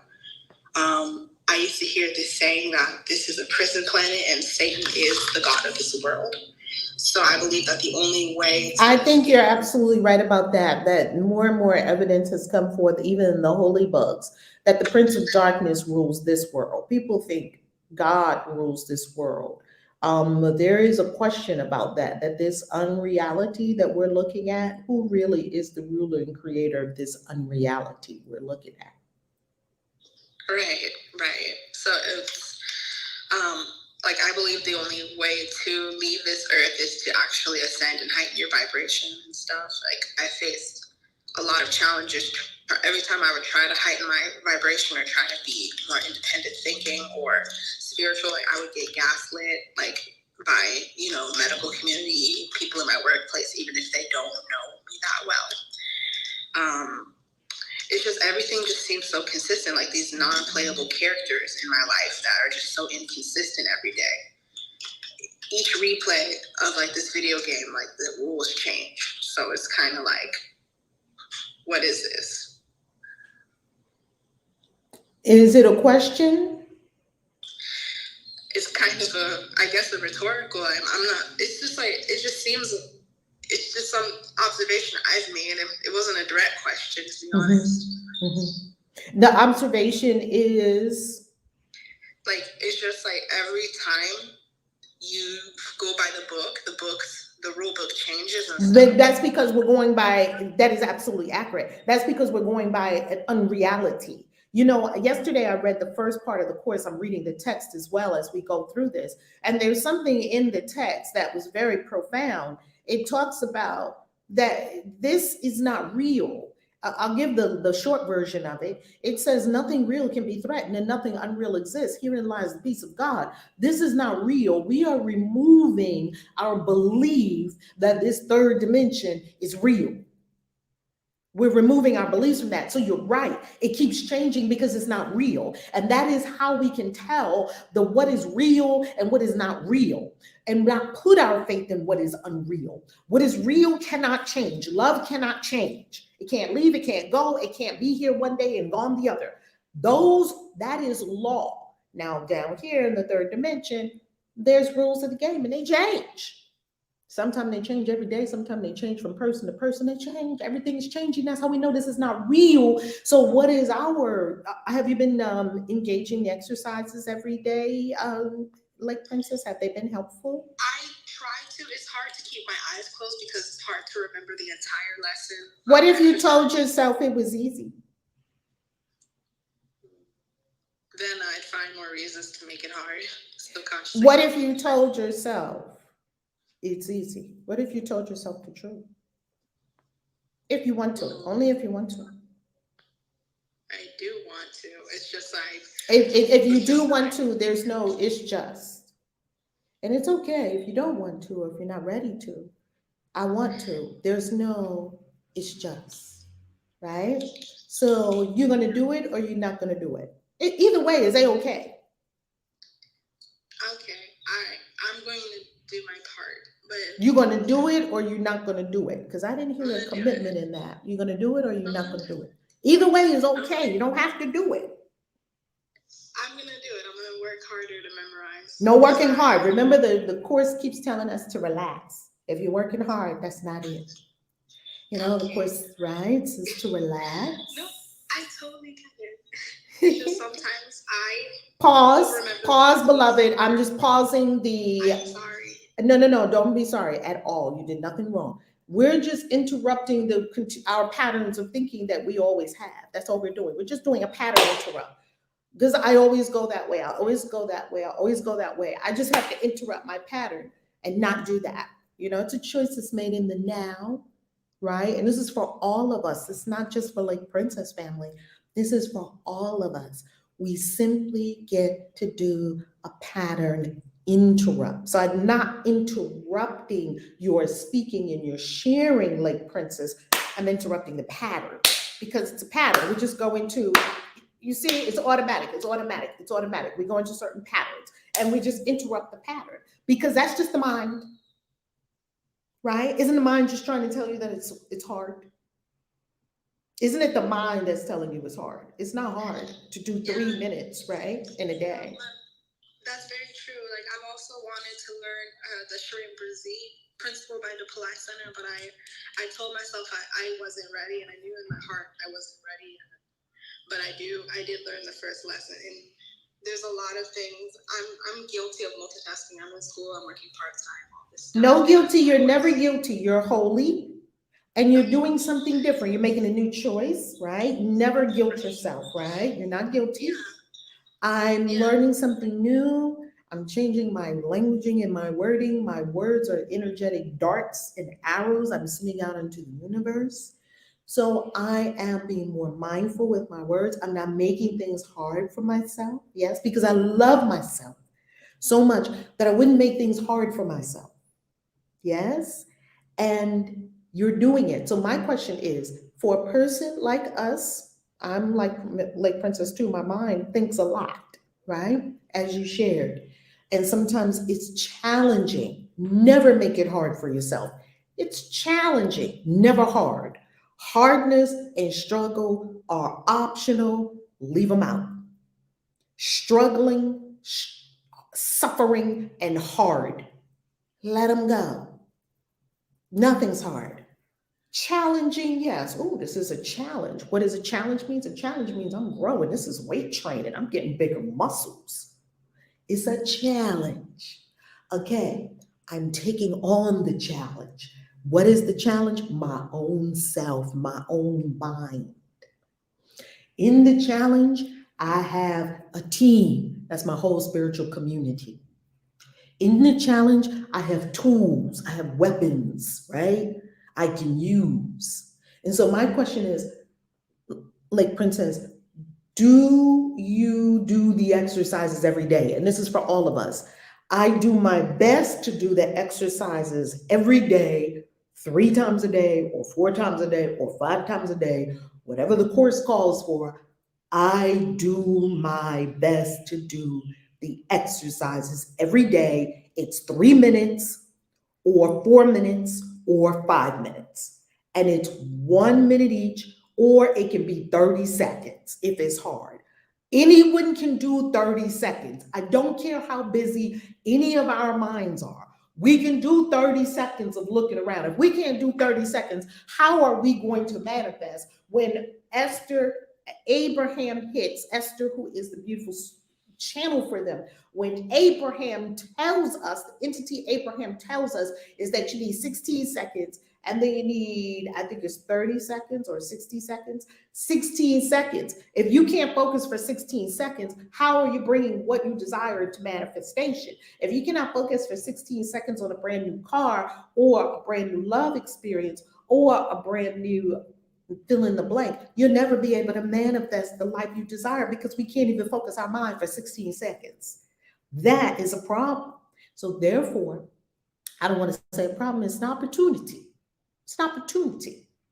Focus the mind for 30 seconds. And it doesn't say just sit there still for 30 seconds. It gives you the exact steps to do. Simply do the steps. Don't talk about the steps. Is that clear for everyone? Not just like Princess, I'm talking to myself and everyone. Is it clear? Don't talk about the steps. Don't think about the steps. Just do them. How about that? Would that work for you, Lake Princess? It does.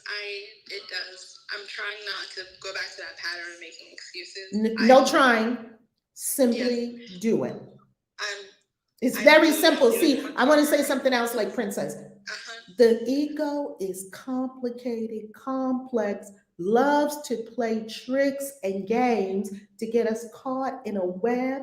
And what cuts it? Truth. I'm going to do it, or I'm not going to do it. Which one? And we just tell ourselves the truth. I'm not going to do it. Okay, then don't do it. Remember, it says in A Course in Miracles in the very beginning, this is a required course. It is a Course in Miracles, which is a course in love. Everyone's going to take this course. You don't have to take it with us for these 365 days and do this. You can get the same course in the next shitty relationship. You can get the same course in the hospital. It's a course in love. You're all getting it. We're doing it voluntarily because we are being proactive about our spiritual growth. You're going to get the same course with your crazy kids. You're going to get the same course with your crazy boo. It's the same course.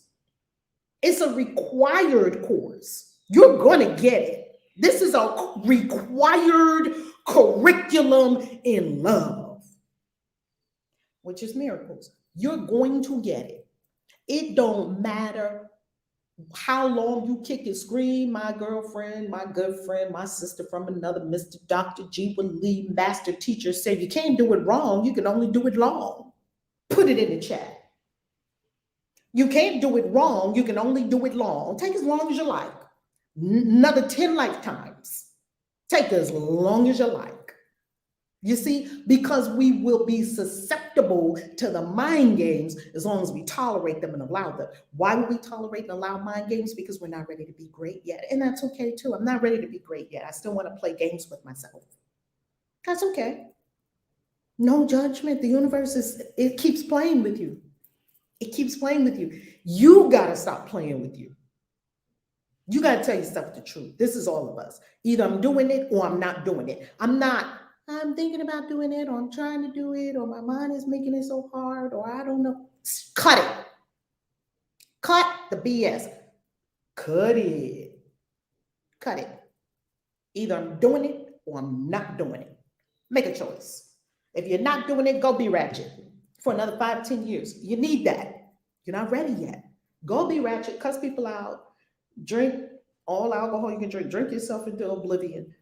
Eat everything you want to eat. No self-control, no love, no peace, no joy. Just be and see, maybe this is not it. I did it. I had my hedonism period. It was the best thing ever. I was sleeping with everybody. Why? Because I was repressed in Jehovah's Witnesses. Don't sleep with nobody. You can't even do a blowjob with your husband. Well, dang. You can't do nothing. Just missionary sex, that's it for the rest of your life. And you're going to love it. No, I don't. And so I was repressed 28, 30 years of my life. When I got out of there, I took all the Bibles, I put them in the closet, locked the door, and was like, baby, what's it looking? Put on every mini skirt I bought so many short mini skirts. The dudes in the club was like, please let her drop her keys. Please let her drop something on the floor. I mean, let me tell you, I slept with whoever I wanted to sleep with. I drank whatever I wanted to drink. I went in. I'm not being enlightened, not doing it on purpose. I wasn't ready. I couldn't come right out the witnesses and go straight into, enlightenment. If you had shown me the Course in Miracles, then I would have been like, baby, I don't think so. Lock that book up with all other books. If you need to do that, do it, because then you'll start getting some of these things out your system, because some of you never even let yourself be ratchet. If you want to be ratchet, the universe is still protecting you while you're ratchet, and it's protecting everybody else too, because it's just something that's in your system. You're just working it out. As part of my unfoldment, I'm telling you, if I didn't have my ratchet hedonism stage, I wouldn't be right here. I would still be trying to repress it, still trying to be a good girl. Fuck being a good girl. What did the good girl ever get you? You getting a star or a badge because you're good? This is not the Girl Scouts. This is life. At least be honest with yourself. Tell yourself, you know what? I'm not doing it. So I'm not doing it.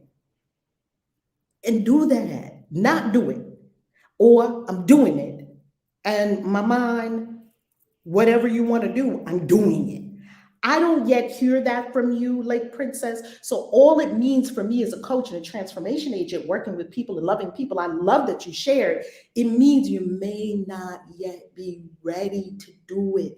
Please love yourself enough not to try to force yourself to do things that you may not be ready to do. You may require a little more unfoldment. I'm going to tell you something, family. The only reason that I can sit here and say the things that I'm saying it's not because I'm giving anybody advice. I don't got no advice. It's not because I'm telling people what to do. I don't tell people what to do. It's because I'm ordained to receive messages and I'm sitting in my purpose, receiving from source, whatever it is. I'm a good receiver and I'm a good giver. I receive from source. I give it to people. They do what they like with it. Sometimes they love it. Sometimes they hate it. Sometimes they run. Sometimes they lap it up. Sometimes they say, okay, I'm going to do it. I ain't got no advice for you. I can't solve your problems. I'm not your guru. You're your guru. I am only sitting here because this is my divine purpose and this is what God ordained me for. And for this is I was created. And in another life, I think I was sitting at the Delphi being an oracle and people would come and ask questions and I would give them and I would tell them the meanings of their dreams. I've been doing this for many, many, many lifetimes. And I love it. So please don't think I'm giving anybody advice or I have any answers for you. I don't have no answers for you. I do know how to point you to your own answers within yourself. And I do know what I'm receiving from source. So don't come into the rooms giving advice to people. Ain't nobody ask you a damn thing. Nobody asked me anything. Valerie is not telling anybody what to do. Kaisi is the receptor and the giver of what the impress is from source. You're listening, you're hearing, you can hear. Oh, this is fear. Oh, this is unreadiness. Oh, this is unwillingness. Unwillingness and unreadiness are two different things. I'm a master at this shit. Why? Because this is what I was born for. I do it every day. Master your shit. I'm a master at human transformation and being a catalyst for human transformation. I'm a master at that shit. I'm not a master of singing. I'm not a master of cooking. I'm not a master of sewing. I'm not a master of way more things than I am a master of. I'm a master of about one or two things. That's it. That's it. In different forms. I can do it in person. I could do it in a book. I could do it speaking. That's what I'm a master of. I'm just staying in my lane. And me stating the greatness is not pride or arrogance. It is humility for the divine purpose and what God said about me. God said I'm great and magnificent. And God said the same thing about you. He didn't just tell me that. She didn't just tell me that. She said that about everybody. Everyone's great. Everyone's a master in their unfoldment. Everyone. So if you're not ready yet, it's okay. Because one day you're going to be ready. That's all. Okay? Okay. Beautiful. I love you, Lake Princess. Lake Princess was with us out at Miami. Lake Princess, come with us again to Miami because I know you're in Florida. We'd love to see you again. And Lake Princess has this big, gorgeous afro. Let me tell you something. Her hair is a personality, okay? Her hair got its own zip code. I was like, ow. I love the fro because you don't see a lot of sisters that just rock that fro, you know. Y'all can see her in the picture. I'm going to tell you where to see her in the picture. Queen Hadassah or Queen Vashti, could one of you bring up the link? You're admins in the group, you're moderators in the group. Could one of you bring up the 222 event? And I want everyone to tap on it, to go to valerielove.com and click on global events. And then click on the 222 event for the one day 222 event, and then grab that link from the browser and pin it in the top of the clubhouse room. Because I want y'all to see Lake Princess, and I want y'all to see her fly ass afro. I want y'all to see this right now. So if you go to valerielove.com, I'm gonna tell you right where you can see this fly ass afro. Go to valerielove.com, because y'all see I got this shaved off and this shaved off, because I'm going to just, you know, this little bit of patch of hair here that I can take care of while I'm traveling all around the world. Right? If you go to valerielove.com, stay with me, I'm going to tell you exactly where you can see this from. valerielove.com, then click on global events, then click on 222 activation. Now, if you're watching this video and you're past February 22nd, you will not see this event. Click on another event, and then you'll still see the picture, because we use pictures of our past events on our current event. So click on that 222 activation event. While you clicked on it, register, get your space, because I'm giving you a free gift bag that has a tarot deck in it, different tarot decks for different people. Yay. And when you click on that event, you're going to see a picture of us the last time we were in Miami, because we had a photo shoot, professional photo photographer, and we rocking the same, what did it? We rocking the same dude. Journey Divine got a fro too. Come on now. Come on, talk about the fros. And you will see the picture that the photographer took of us, is we had a professional photographer, professional videographer at our Miami Wealthy Goddess event, and we had our whites night, our reception. And you will see Queen Princess, Lake Princess, jamming in the pit, the one with the big fro. That is Lake Princess, okay? Oh, Journey Divine said we rocking the same hairdo. Oh, we rocking the same hairdo. Okay, Journey Divine, let me tell you. So that is Lake Princess, an absolute beautiful being whom I deeply love and cherish. Love you. I just love Lake Princess innocence. She just has this beautiful innocence about her. It's so beautiful. So I love you, Lake Princess. Thank you for sharing. I love you too. And thank you for complimenting my crown. A lot of people don't appreciate it these days for some reason. I appreciate that. Girl, you rock it on. Okay? Promise? You rock it. You promise? That's glorious. You want me to rock it on because I have twists now, but I'll see what I can do that weekend or that day. Come on, girlfriend. Bring it. All right, bring it. Okay. All right, Clovette. How you loving, Coach Clovette? Supreme blessings. And God morning to everyone. Oh gosh, we're loving a conversation.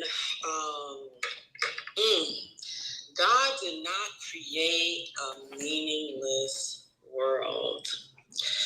Queen, when you was reading the passage for today, I said, wow, okay, so God did not create a meaning.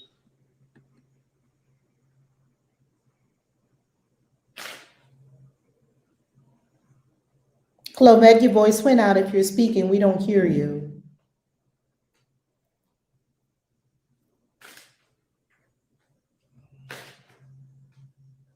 There's a little sound issue going on now on Clubhouse. We don't hear you, Clovette. Wow. Our card for the day is a little, it's just showing us some things to take care of. Clovette, we don't hear you. Are you able to come out of the room for a moment, come back in? Because now you're muted. Did you mean to mute yourself? Okay, we'll go to Dia, and then Clovette, maybe hop out of the room, come back in, and that a lot of times fixes the audio. Okay, because we want to hear from you. Dia, you're up next. Good morning. Good morning, everybody. Good morning.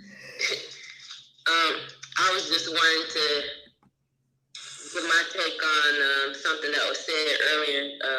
I can't remember which person said it, but they posed the question about why would I create a world like this, and what would you put in the world you are creating? And so it made me think, some things in reference to knowing now God did not create a meaningless world. And I thought about, at first, I didn't want to take ownership of the way I see the world. So I was thinking, I created a world like this with my fears through lack of knowledge of true reality. And with my lack of knowledge being learned from the shared illusions with my family, from my family, I perpetuated it in my own life by focusing on those same fears. And so I said, now I want to take ownership of it, knowing what I know now from what we've learned in these 2 weeks of the lessons. And I said, now, my dad always used to say to me, when you know better, you're supposed to do better, regardless of what anybody else is doing. So I said, now, since I know better, if I continue to live like this, the way that I'm seeing the world from my perspective, I have to say it's a conscious choice. It's no longer a lack of knowledge. So then my question for myself is, now what are you going to do about it? Are you going to sit still in it and keep on going like you're blind when you're not? The blinders are off now.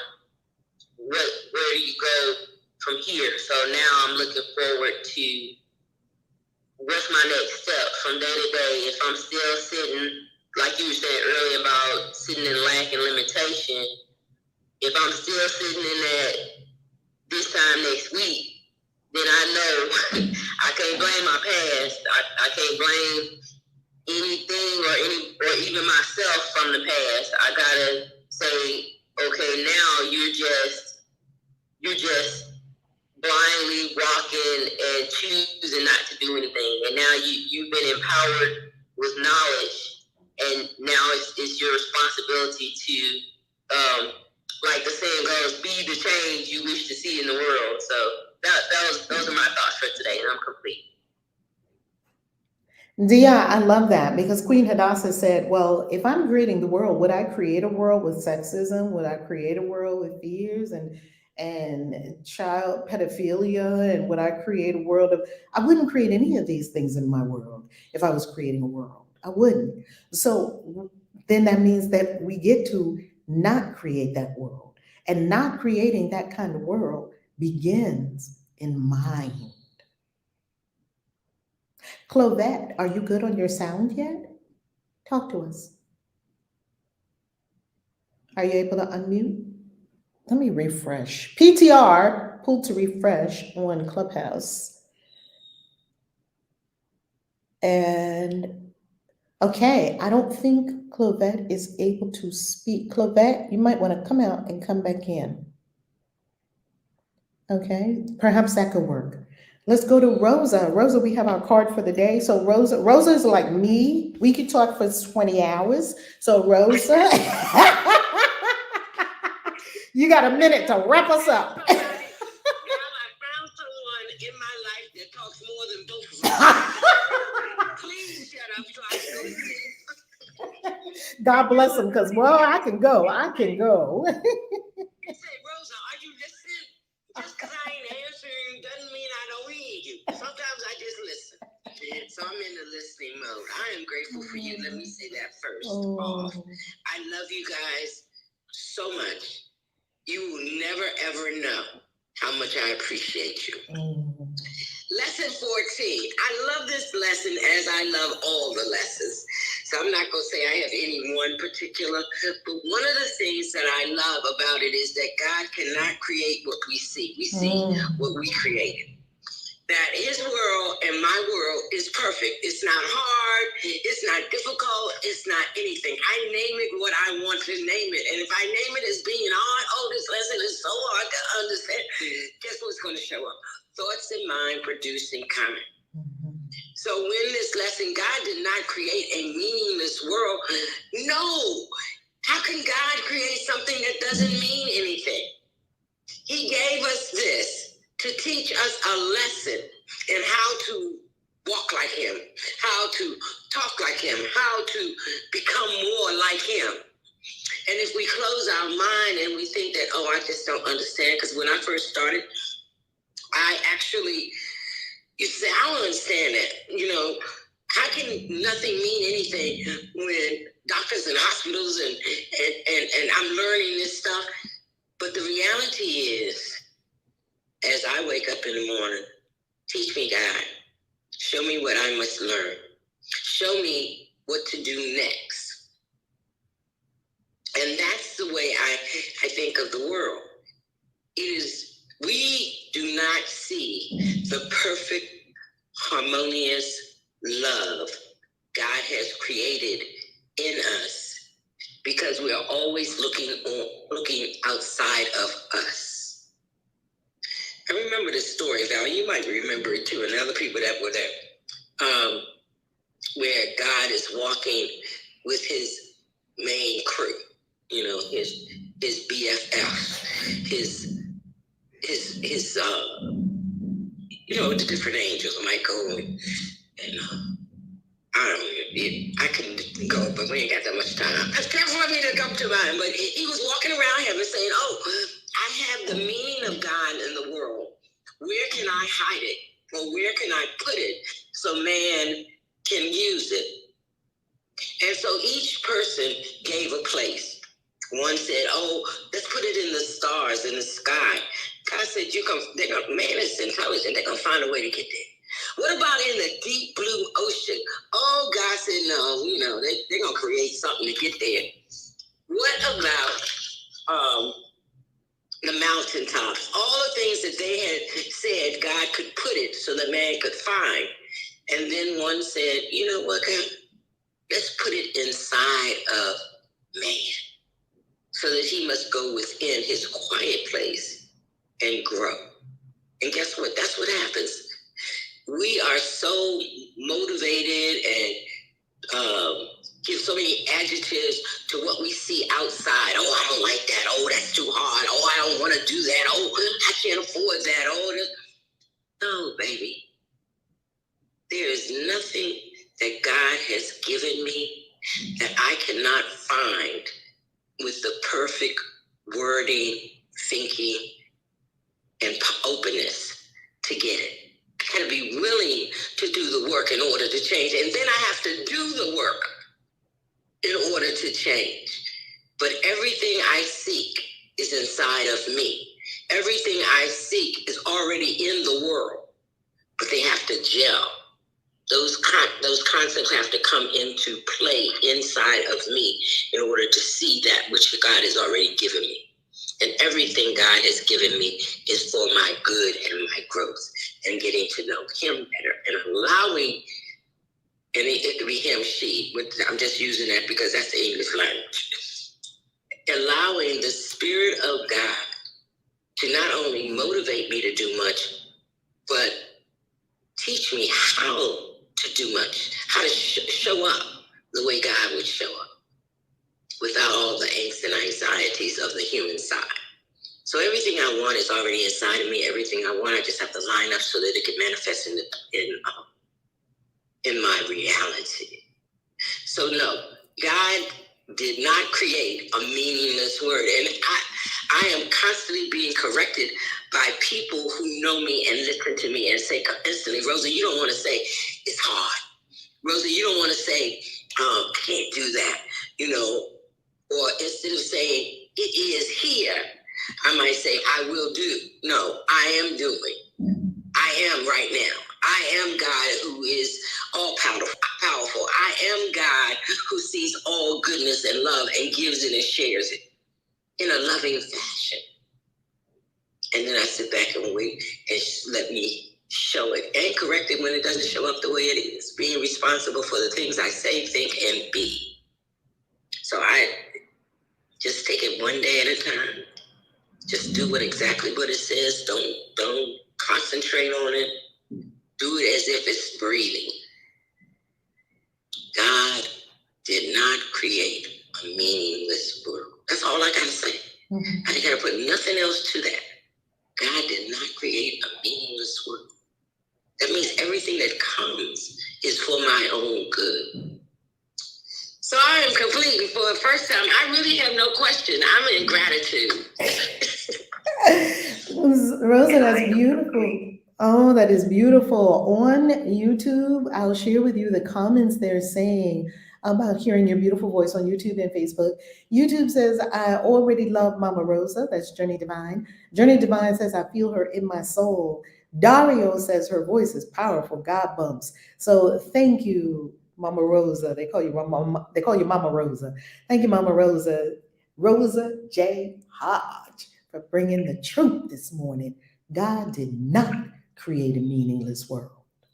Mm-mm. I thank you. I thank them too, and I am honored that they have those adjectives. Val, I'm like you. I ain't always been like this, and Lord knows if you could go back and replay how I was when I met you in 2009. Oh my God! If you saw anything about me before then, you would say, "How in the world did she get this?"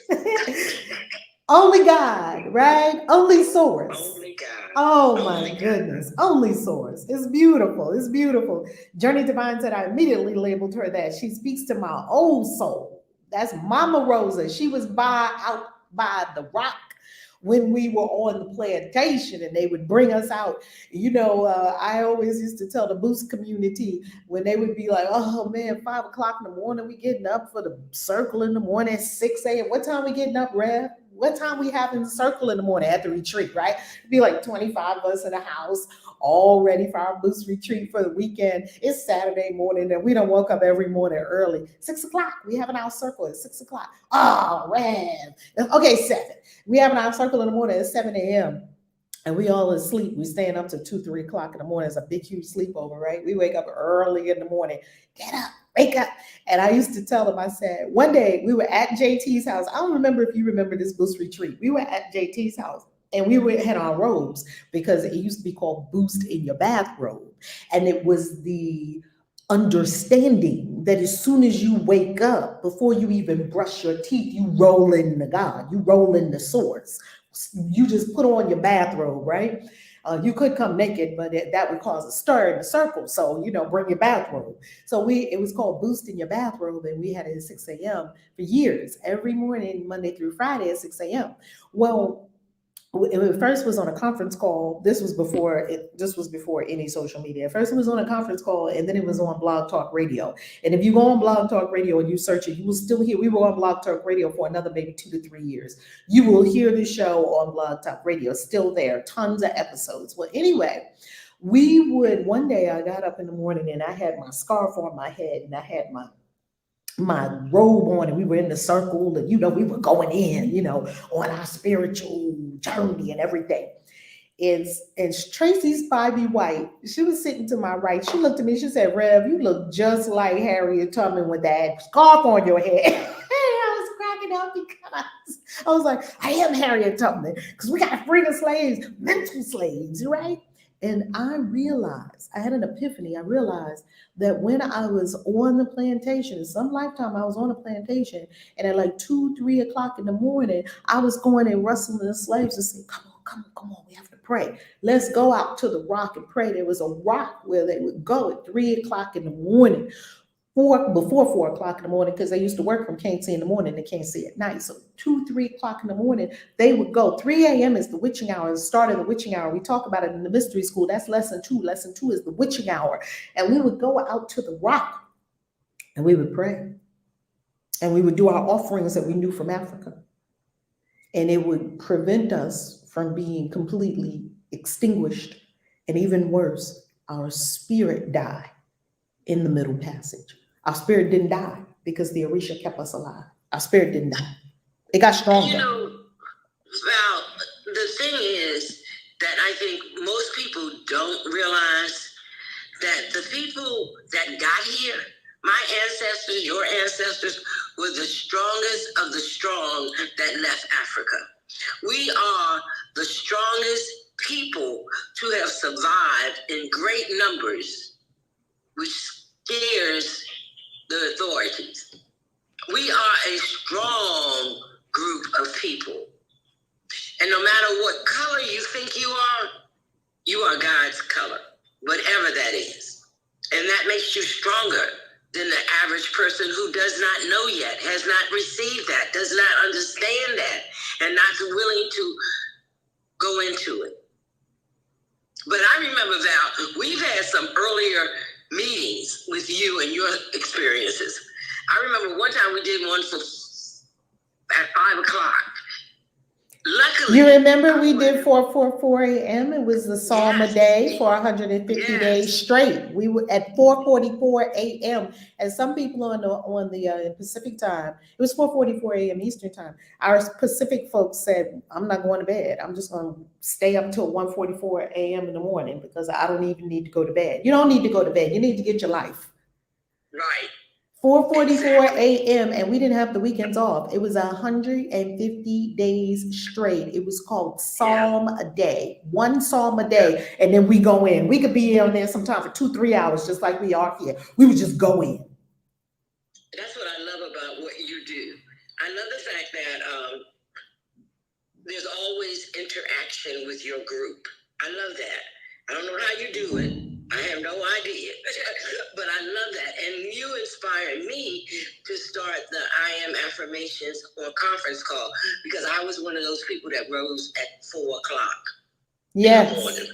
Yes. And I used to say, well, I remember coaching, you coached me and you said, Rosa, I said, well, what do I do at 4 o'clock in the morning, a.m.? Nobody else is up. You don't know that, Rosa, so just start doing it. See, you never know how you will land on another body and in their consciousness until you try it. That's why I cannot say, oh, I can't do that. Put your reminders on. We're in a society that will wake you up with song every morning, no matter what time you wake. And you know what's beautiful about it, Rosa? It's beautiful about it because we got to go to Angel and get our card for the day. What's beautiful about it is if you don't wake up at 3 or 4 o'clock in the morning, you won't know anything that happens at 3 or 4 o'clock in the morning because you're still asleep. So you can't say what it's going to be because you've never experienced it. If you get up at 3 or 4 o'clock in the morning, you may find there's a lot of other prayer worshipers, prayer warriors, enlightened beings, gurus, monks all over the world, all different colors, shades, and varieties that are also up at 4 a.m. I heard very long ago in my spirit and from gurus that were reflecting what was in my spirit that gurus meet the sun. That's what I heard. And I have found it to be true. Not saying there's anything wrong with sleeping in. Sleep in if you want. I have found that when I meet the sun, I'm a whole lot better. That's what I found. Let's go to Angel. Are you loving Angel? Good morning. Good morning. Blessings. Kenneth. Let me say something to Kenneth on Facebook. Kenneth, I want to share something with you because Kenneth has a comment before we go to Angel, and Kenneth is talking about go to church on Sunday morning, please wear a mask in the church building. I don't know if that's a real comment or if that's a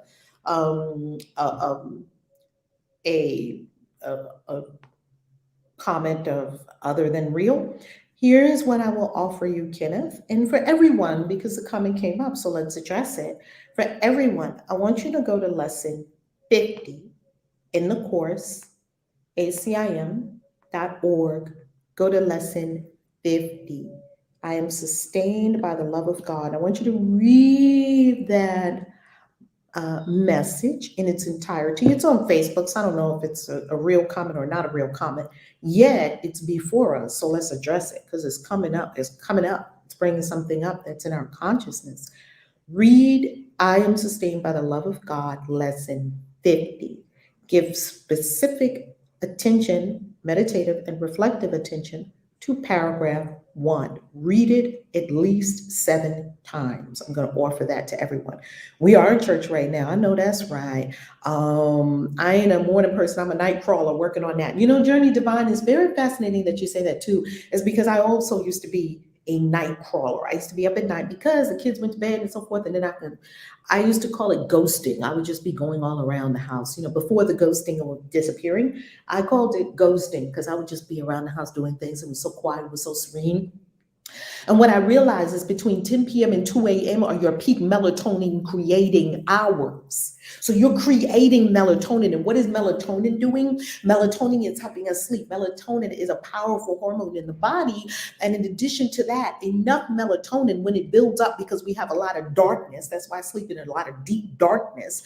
When you have that deep darkness, the melatonin will change into DMT, and then you will be able to have these incredible visions like what we have when we have ayahuasca journeys in Peru. Get in the bed. 9, 10, get in the bed. Sleep in a dark room without devices, without light, without TVs. TVs are portals. Get that really good bed routine, that really good sleep restoring routine. Is not just for your body, it's for your soul. Your soul is going off to school with many of the ascended masters. Your soul is on a jaunt at night. It goes all about the place. While your body is being restored, get in the bed. Then we can get up early in the witching hour and journey. What's beautiful is that you are in the mystery school. So when you get to lesson 2, which is the witching hour, you will begin to reconfigure your life so that you can be awake during the witching hour, 3 a.m. to 6 a.m. on the other side of the planet. All right, Angel, how you loving? How you loving? So I just want to say again, thank you. I think I get up here and say thank you almost every day. But I have never been more accountable for fixing my life and not living in this meaningless world. Like, it's not, God didn't create a meaningless world. So it's like I have been living in something that I created, and I never knew that. And like had this victim mentality, and it's like now that we're doing these exercises, and I do them every day. Like you said, I think you said, like, if you think, just go to when you go to the bathroom, drink a bunch of water and do it.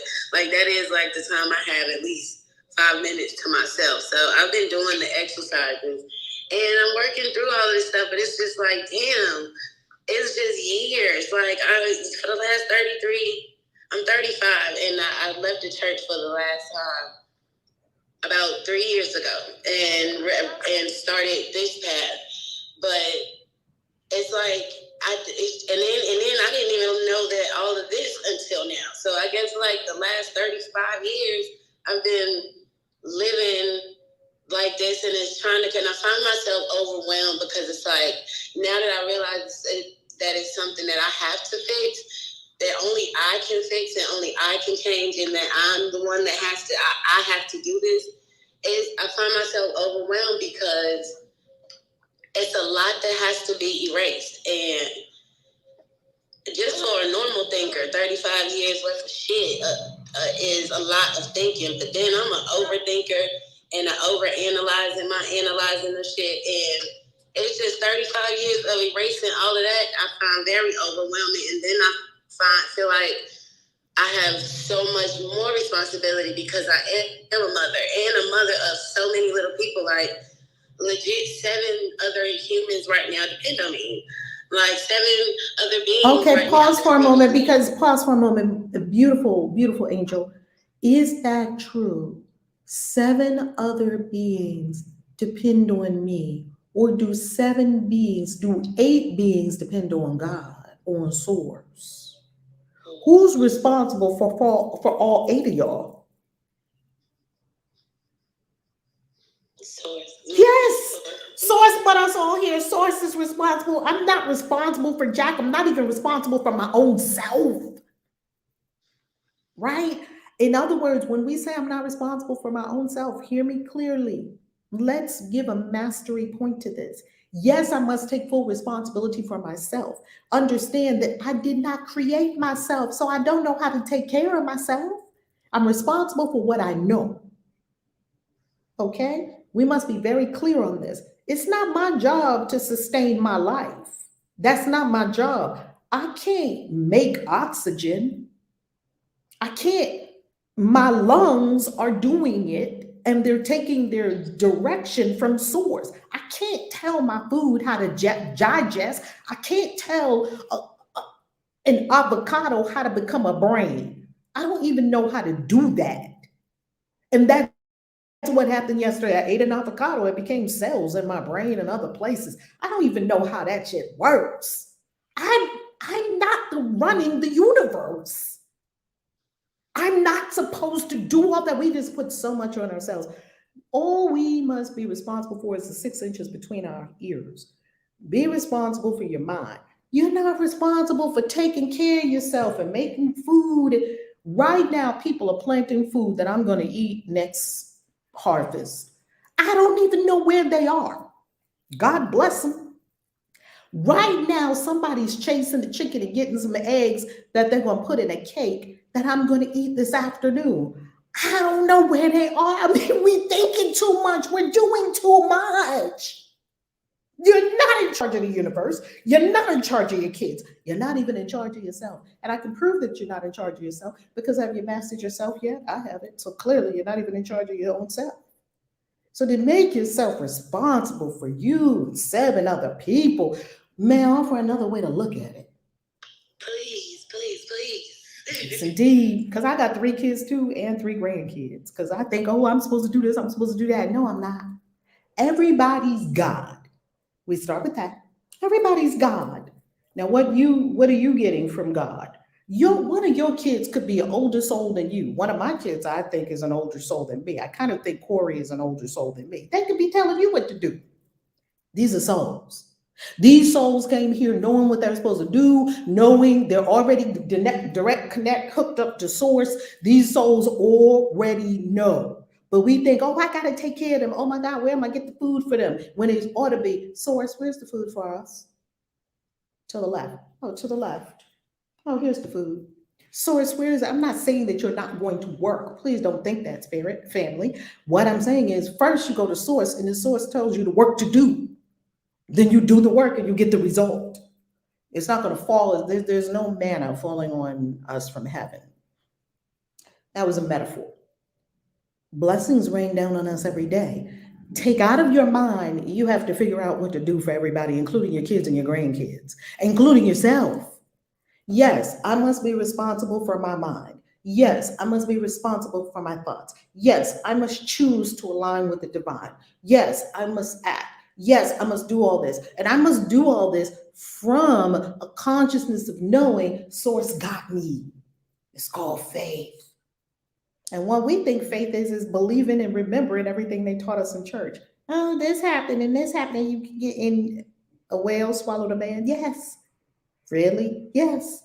You got to believe, you got to have faith. That was a misuse of faith. They tried to say that faith was believing in fairy tales. That is not faith. Faith is knowing with a certainty that it's already done. Therefore, I will act that upon the already done. God already got me. So now I'm going to work knowing I got my prize. God already got me. God already figured this out because Source is taking care of me and all these beautiful little children in here. And Source gave them to me because Source knew I would babysit them. These are not even my children. I'm a babysitter. I'm babysitting God's children. These are all God's children. I'm God's child too. And because I got here 30 years before you did, that makes me somehow responsible for you? I don't think so. There's another way to look at it, family. I'm not telling you to not be responsible for your kids. That's not the message here. The message is, what is the consciousness with which we're operating? Are we operating from a consciousness, oh my God, I got to do it all. I got to do this. I got to do that. I got to do that. Are we operating from a consciousness of God already did it? Now, where is it? I'm going to get up and go do it. What is your intention? What is your what's your starting point? If your starting point is, I got to do it versus God already did it. Those are two different starting points. So you see what I'm saying, Angel? Is this helpful? I do. It makes perfect sense. The way you explain things in analogies makes it perfect for my brain to understand. I don't know about everybody else, but that just made all the sense in the world to me. And bottom line is, fix my mind, like fix my thinking, and everything else is done already. Yes. And I got a lot of people to ride with on this journey. Not that I'm responsible for it, but to live this with. And it's beautiful because isn't Dia your sister? Patricia is my sister, and Nadia is my oldest daughter. Oh, it's a family affair. I love it when it's a family affair. The whole family is being enlightened together. Does it feel lighter, Angel, that you're having fun with these other souls and God set you to babysit them? Protect them so they don't wander into the street. Make sure the food. You're a channel. You're not the creator. You're not the source of everything in the universe that we require. We're a channel for a source. We go back to a sentence that comes from the pattern on the trestle board, which is also in the mystery school, the 40 foundations lessons. I'm telling you, if you go through those 40 foundations lessons in the mystery school, join Ascension or Initiation, you will get the 40 lessons. I just joined Ascension, but then yesterday I was throwing up all day. I don't know what happened real quick. It was starting to move already. The energy was starting to move already. Welcome to Ascension. I don't know how I'm gonna do it. I was like, the first $99 I get, I bet you. When you made that challenge the other day, I was like, if I had the money, I'd do it. And I didn't get the money that day, but then the next day I got it, and then it's like, okay, so what you gonna do? You really gonna do it? I was like, hell yeah! I hurry up and did it. I love it. Look, run and do it before something in your mind teaches you, tries to get you to not do it. By the way, everyone who's in Ascension, this weekend, I'm going to be sending you a text because we got a urgent quickie Zoom. There's some things I have to tell you that are happening in the crypto markets, and I want y'all to take action on it. I have some really good info, really good intel, and I'm going to send you a text later today, if you're in Ascension, because we're having an urgent Zoom tomorrow, Saturday morning. After we do what we're doing here, it's going to be at 9 a.m. Eastern time, because there's a lot of things that I have to tell y'all about the crypto markets that are happening right now, and some things that you need to take action on right now. So that's going to be with Ascension. Everyone who's in Ascension, you're going to get a text. And if you're not in Ascension yet, it's going to be recorded. Or if you can't be with us live and ask your questions, I'm going to have an Ascension-only Zoom with you so I can tell you some very specific things, moves that I'm making, and that I want to make sure you know about and that you're making too, and it's going to be recorded, okay? Oh, Zaire, Zaire, I got to tell you, you and Latoya gave me so much joy, because we don't talk about an Ascension, we be about it, right? Y'all gave me so much joy because y'all took hard action. I saw y'all just, and there were challenges, and you just took the action. Because Ascension is about taking action. We're not talking about it. We're being about it. Okay? In a year, you probably won't even recognize your net worth. In 2 years, you will not recognize yourself. Okay. Angel, welcome to Ascension. Welcome to Ascension, Angel. Our card for the day. This is a very interesting card. We have something else you wanted to share? When one of you, Queen Hadassah or Queen Vashti, were you able to get the link and put it up at the top of the clubhouse room for us, for our family? Are you able to do it? Pin the link at the top. Did it work or it didn't work? I'm gonna go get it. Oh, thank you so much. Thank you. All right. Here is our card for the day. It's not a card that I really enjoy. It's the 8 of Swords. And cards that I don't really enjoy, I know, okay, there's something for me to look at here. Where am I in some kind of mental bondage? Where am I in some kind of mental bondage? Where? Do you see that? 8 of Swords. Some kind of mental bondage. And guess what? What I love about the 8 of Swords, this is what I love about the 8 of Swords, is voluntary. Do you see how easy it would be for her to unwrap herself? And how easy, no, there's no chains, there's just kind of some fabric. And what I also love about the 8 of Swords is that in the Rider Waite, there's a castle in the background. So sometimes you even have a castle waiting for you. This is something you can easily get out of. The only reason we're in it is because we're blindfolded and we don't want to look at it. The course is going to, lesson 14 is working perfectly with the 8 of Swords to let us know this is voluntary.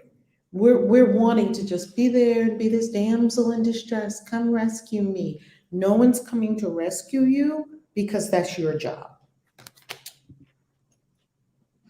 We are complete. Jocelyn, it's so fitting. We're in Mercury retrograde today. Sit our asses down and get clear.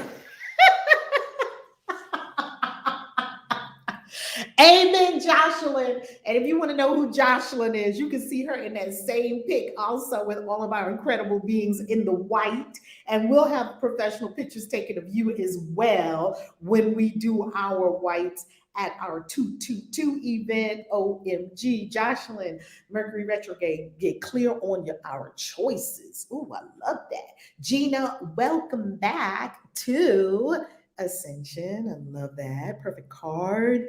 Gina says in the chat on YouTube and Facebook that's going on. Gina said, I joined earlier this year and left, and now I'm back. Love that you're back. Love it, love it, love it. Gina says, perfect card. The card of mental imprisonment, self-imposed. Get out. That's the key. It is self-imposed, and it's easy to get out. It's easy to get out. It's just basically ribbons, which means it's voluntary.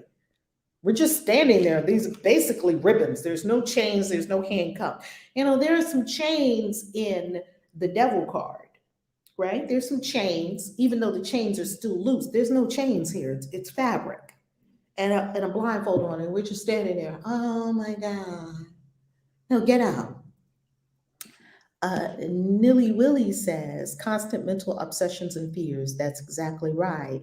Aurora Day says, I am my own rescue. Amen.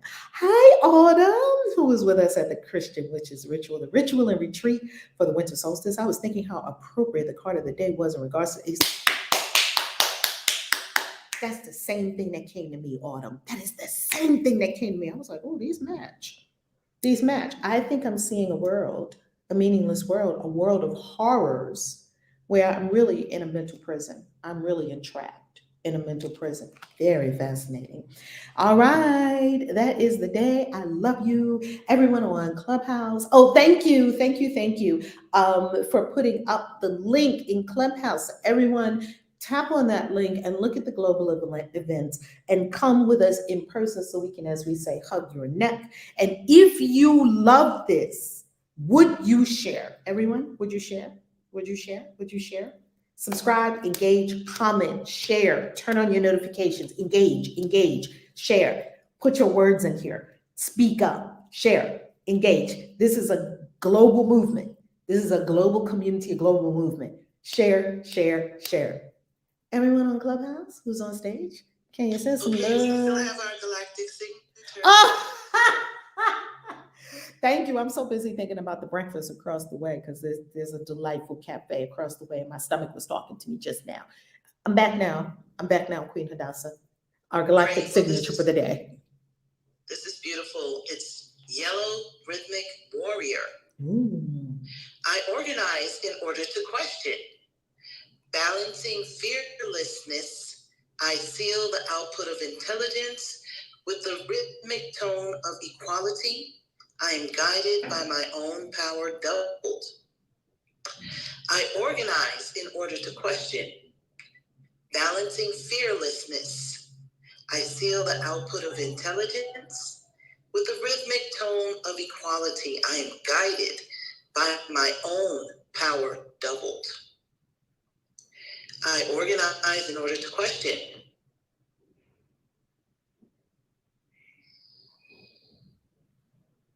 Your voice went out, Queen Hadassah. Does anyone else hear Queen Hadassah, or is it just me? Rhythmic warrior.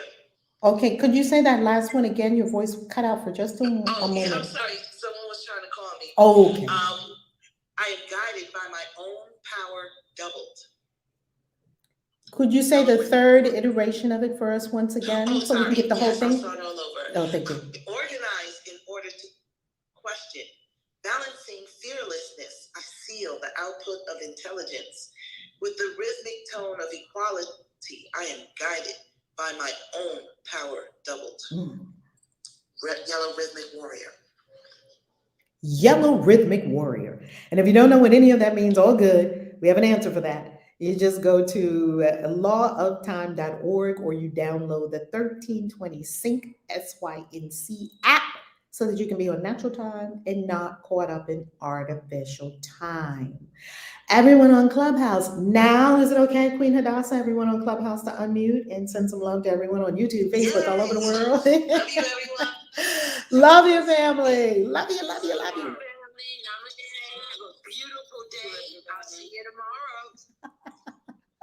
I love it. Love you. Oh my God.